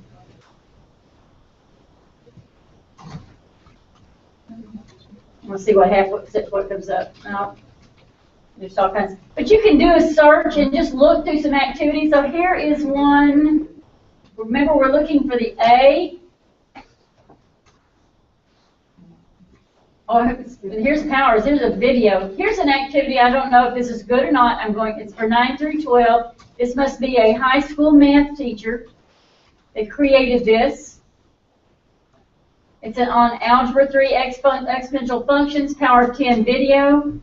It's an activity, and we're going to look at the inside to see what she did on it. So there's the details. She wrote the objectives.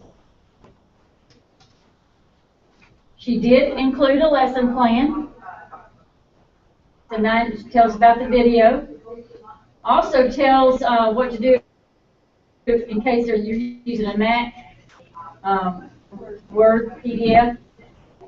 She provided categories, did not provide standards unless they were Common Core. Now, we are a Texas district. Yours Texas.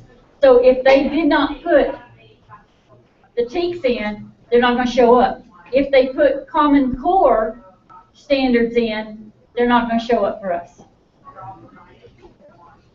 And then the activity, she just copied the lesson plan part. If we want to view it, this is all it looks like. But it's still something she can assign to her kids for them to see. So, download the handout, read the questions, watch the video, and answer the questions. The individual activity will be graded as an assessment. So, download it.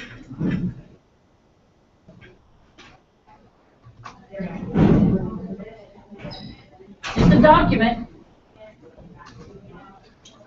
And the only thing I have a question about that I would want to know about this activity is, oh, there's the video right there.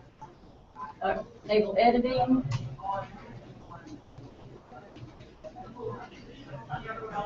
Oh. One of the first things I do when I get a new computer is I change that so that I don't have to put control in. Very first thing I do. So that's an example of an activity. The students are not submitting anything in learning.com. Now they do have a worksheet that they have to do. They do have questions to answer, but they're not having to submit it in learning.com. So that's what makes this an activity and not a journal item.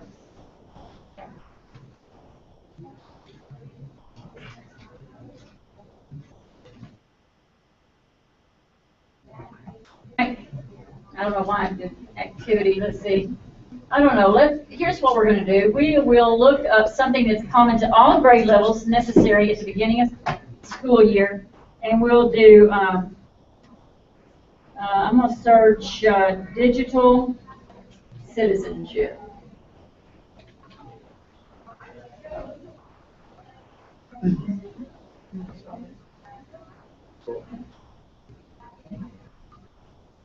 And let's look at some of these. Here's what 4-star Northside Academy Technology created this digital citizenship, a digital etiquette. It's an activity. So if we look at it,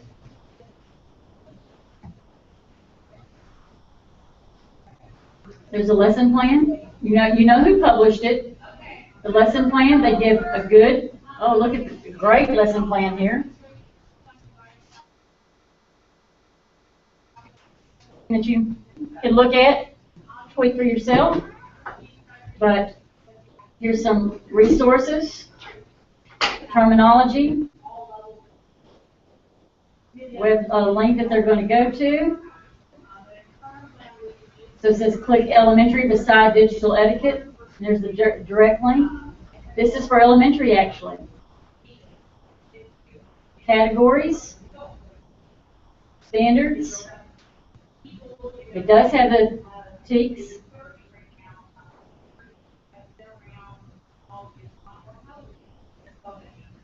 There's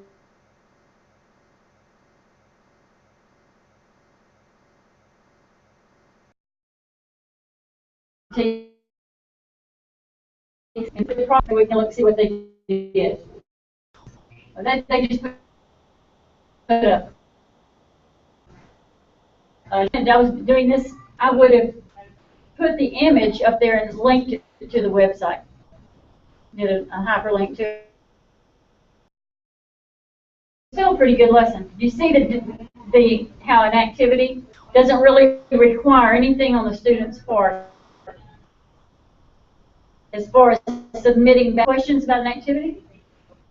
So whenever you find, items in the library with that A, there should not be any need for students to submit anything.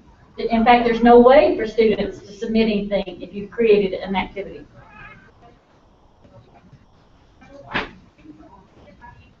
All right, go back to create an item. And the third one is a journal, and that's the one that is most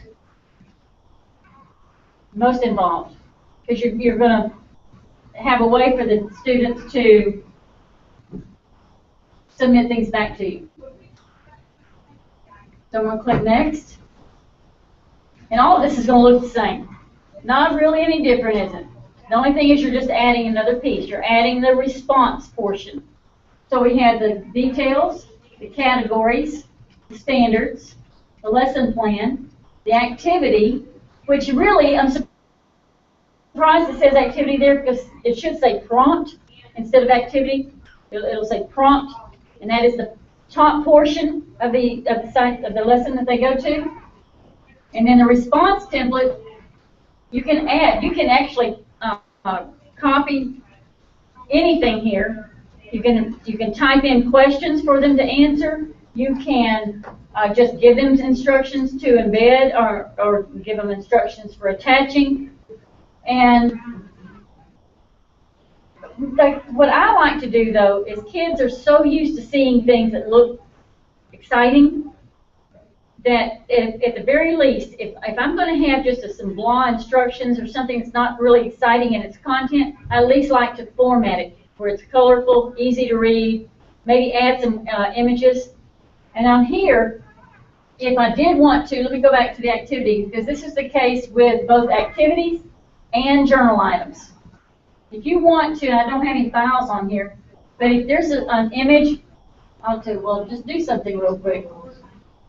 We'll just do something. I'll just use the snipping tool.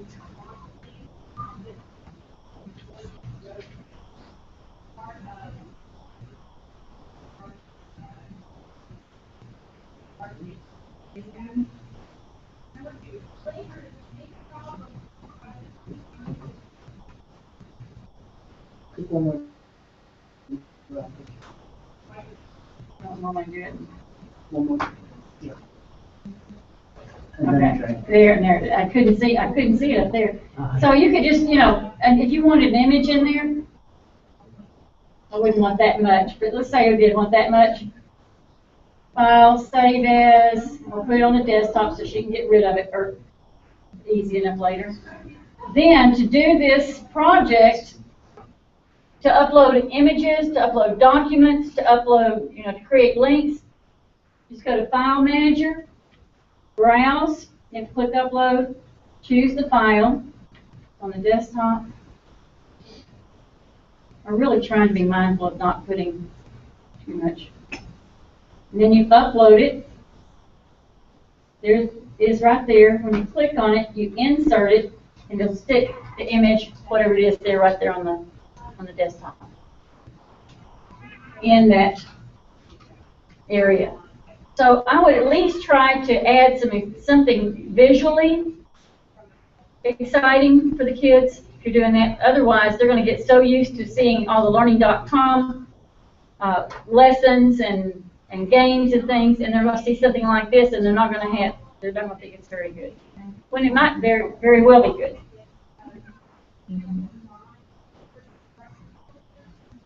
Any questions about that? It really is. I mean, y'all are computer lab teachers. I really don't think you're going to have trouble creating these things. It's just a matter of doing it. So let's stop for just a minute and let me find out what questions we need to stop and answer before we go on, and I give you just some work time. Anything at all that you might have any questions about? Have I been that good? I don't think so. But I think really what you need more than anything is a chance just to do it. And I know that y'all are busy. I just had a question. I forgot that I posted this, but for my students, a lot of times like their interface gets really cluttered with all these different assignments. I didn't know if there was an easier way to like organize, maybe creating, I guess, different semesters or something. It's just, I know that they have to scroll all the way. Well, you can always move their new assignments up to the top. Oh, okay. Did we not talk about that? All right, that's a very, very good question because I intended to show you.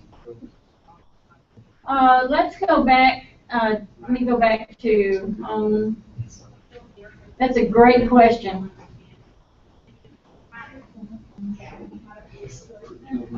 See, let me log in real quick to the other one.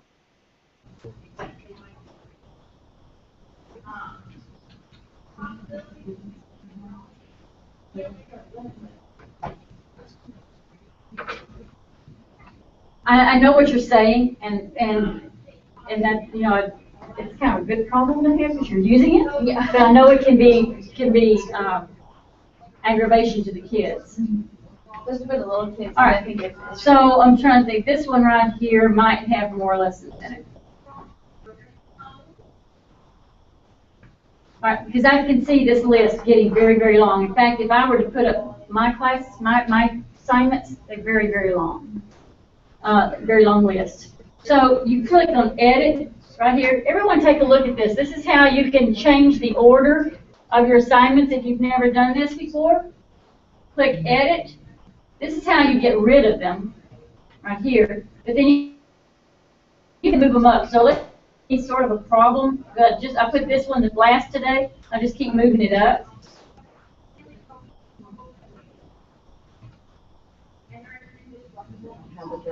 I think you can click and drag it. There was a time when you couldn't. That's Yeah, you can. Yeah, so you can click and drag. Good. That's new. That wasn't when it was. So that's one thing you could do. Yeah. And that way there'll be a time. Plus, it also, if you'll notice, when they log in, it'll say new assignments, and that those links at the top are new assignments, and then click those on the rather than the thumbnails. Yeah. And if you make a duplicate class, will it only duplicate it at that moment, or will every time you alter the other one? No, it only at that time. Okay. So that's why the only time it'd be advantageous to put in curriculum at first would be the very first of the year to get started. You know. Oh. Does that make sense? Did y'all see how I just clicked and dragged? That's a new feature, or at least it wasn't there before.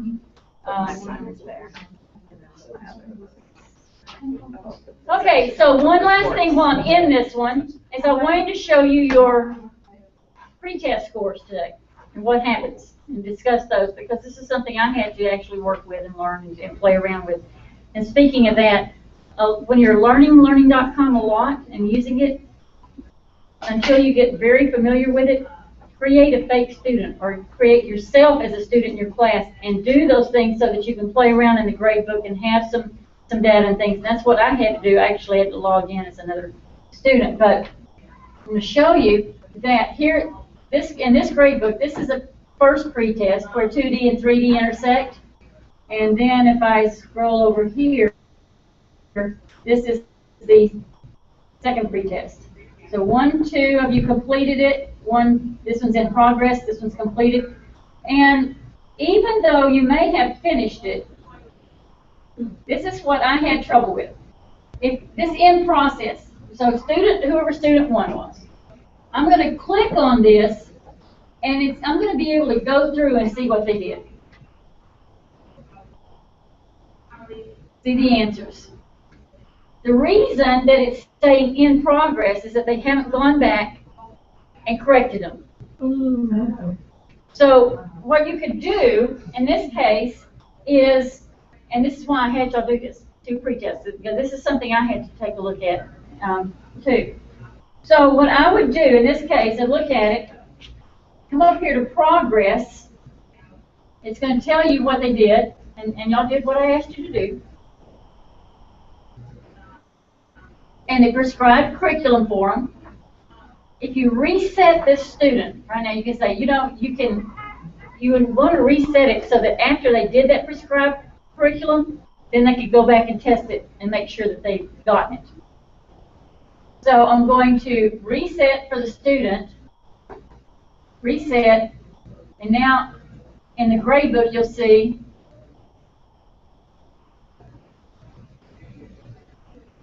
it's gone. They would have to do it again. But on this one that says completed, if I click that, so they may have answered all the questions and it still shows in progress. That just means they haven't answered them all correctly. Or they haven't passed the passing grade. You can look at their progress, and this is the one who did them all right. So there's no need, there was no need, it showed it's completed. So that is the difference. I mean, but if a kid comes up to you and says, I took the pretest, I answered all the questions, I missed 6.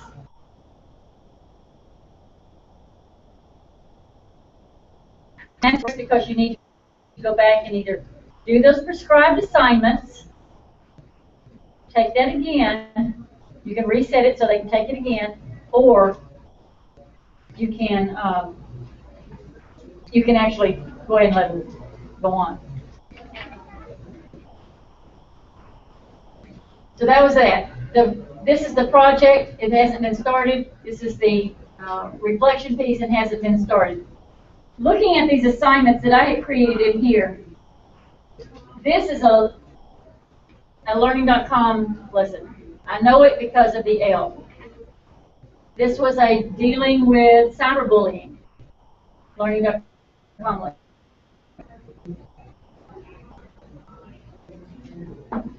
There's the Padlet.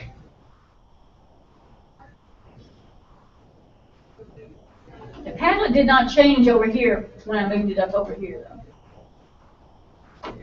Okay, what else do I want to show you? I think that's about all I need to show you for right now. I want this to be a good use of your time at this time of year. You don't need to just be sitting up here listening to me. So I'd like to know how you feel that this afternoon could be most advantageous for you, because we still have 2 hours, almost 2 hours. Any suggestions? Do you want to work more on creating activities? Do you want to, as far as I'm concerned, it doesn't matter yet if you want to look at the curriculum more so that you can start getting the curriculum. Keep in mind, write down this demo account that you're using, because you can go back even after you have your own learning.com account. You can go back and access this demo account and see what you favorited, at least, and you won't have to go back and look for them. You don't have to write it down. You don't have to try to remember it. Just make them favorites. Okay? Is that going to be helpful to you, just to look at curriculum?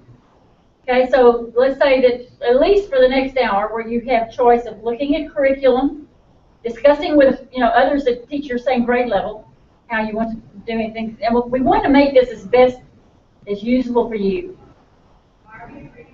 Okay. Question. Will we be able to use this like at home or at school to play with until we get our own account? Use the other one, the teacher. Yeah, use that one, because that one is for this district, for y'all, and use it for, probably will clean out. Do we need to go and delete so many deletes in classes or something? I would before students come in. Should we do that now since some of us don't work here? Oh, well, do you need them for assignments, or are you just going to look for if you're just going to look for favorites and look for curriculum items, yes, you can delete your classes now. Okay. Yeah, before we leave, we do want to delete those, because since those are, or at least the students, you don't have to delete the classes. Do this. Come over here. This is what I would do. Actually, I did this last night. Y'all know Control-Shift-T. It's my favorite tip of the whole. Control-Shift-T. If you accidentally close the tab out, which I do daily, Control-Shift-T gets it back, and you just keep doing it until you get back to the tab that, one of the middle schoolers supposed to do that to find out who the other friends were sneaking around on before the teacher walked up. So yeah, they think you can't. They think they're up on you. Yeah. And so what you would do is go back to your class that you created, and I'm not going to do it, but you just click on the class.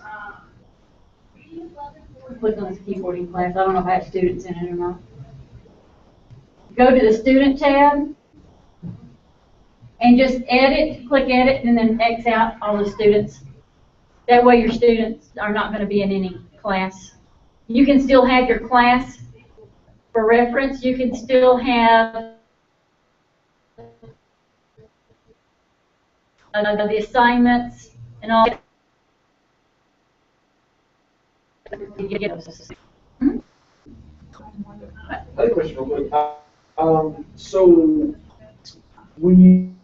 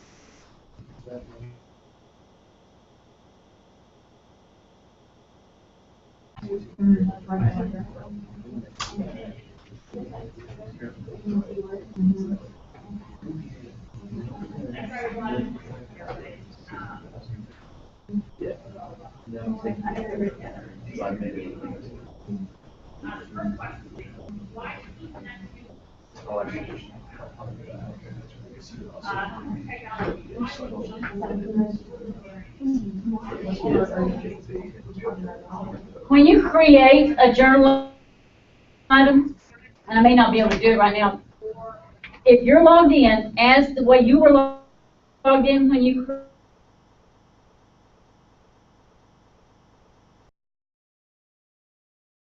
as I was when I created that item.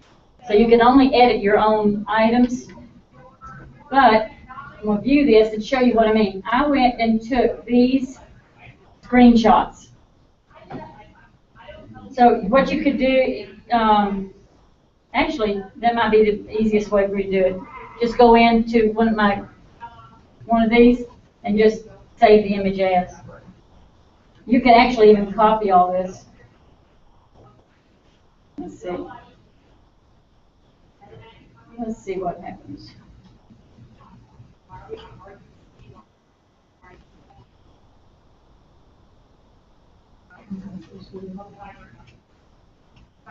There's the directions right there.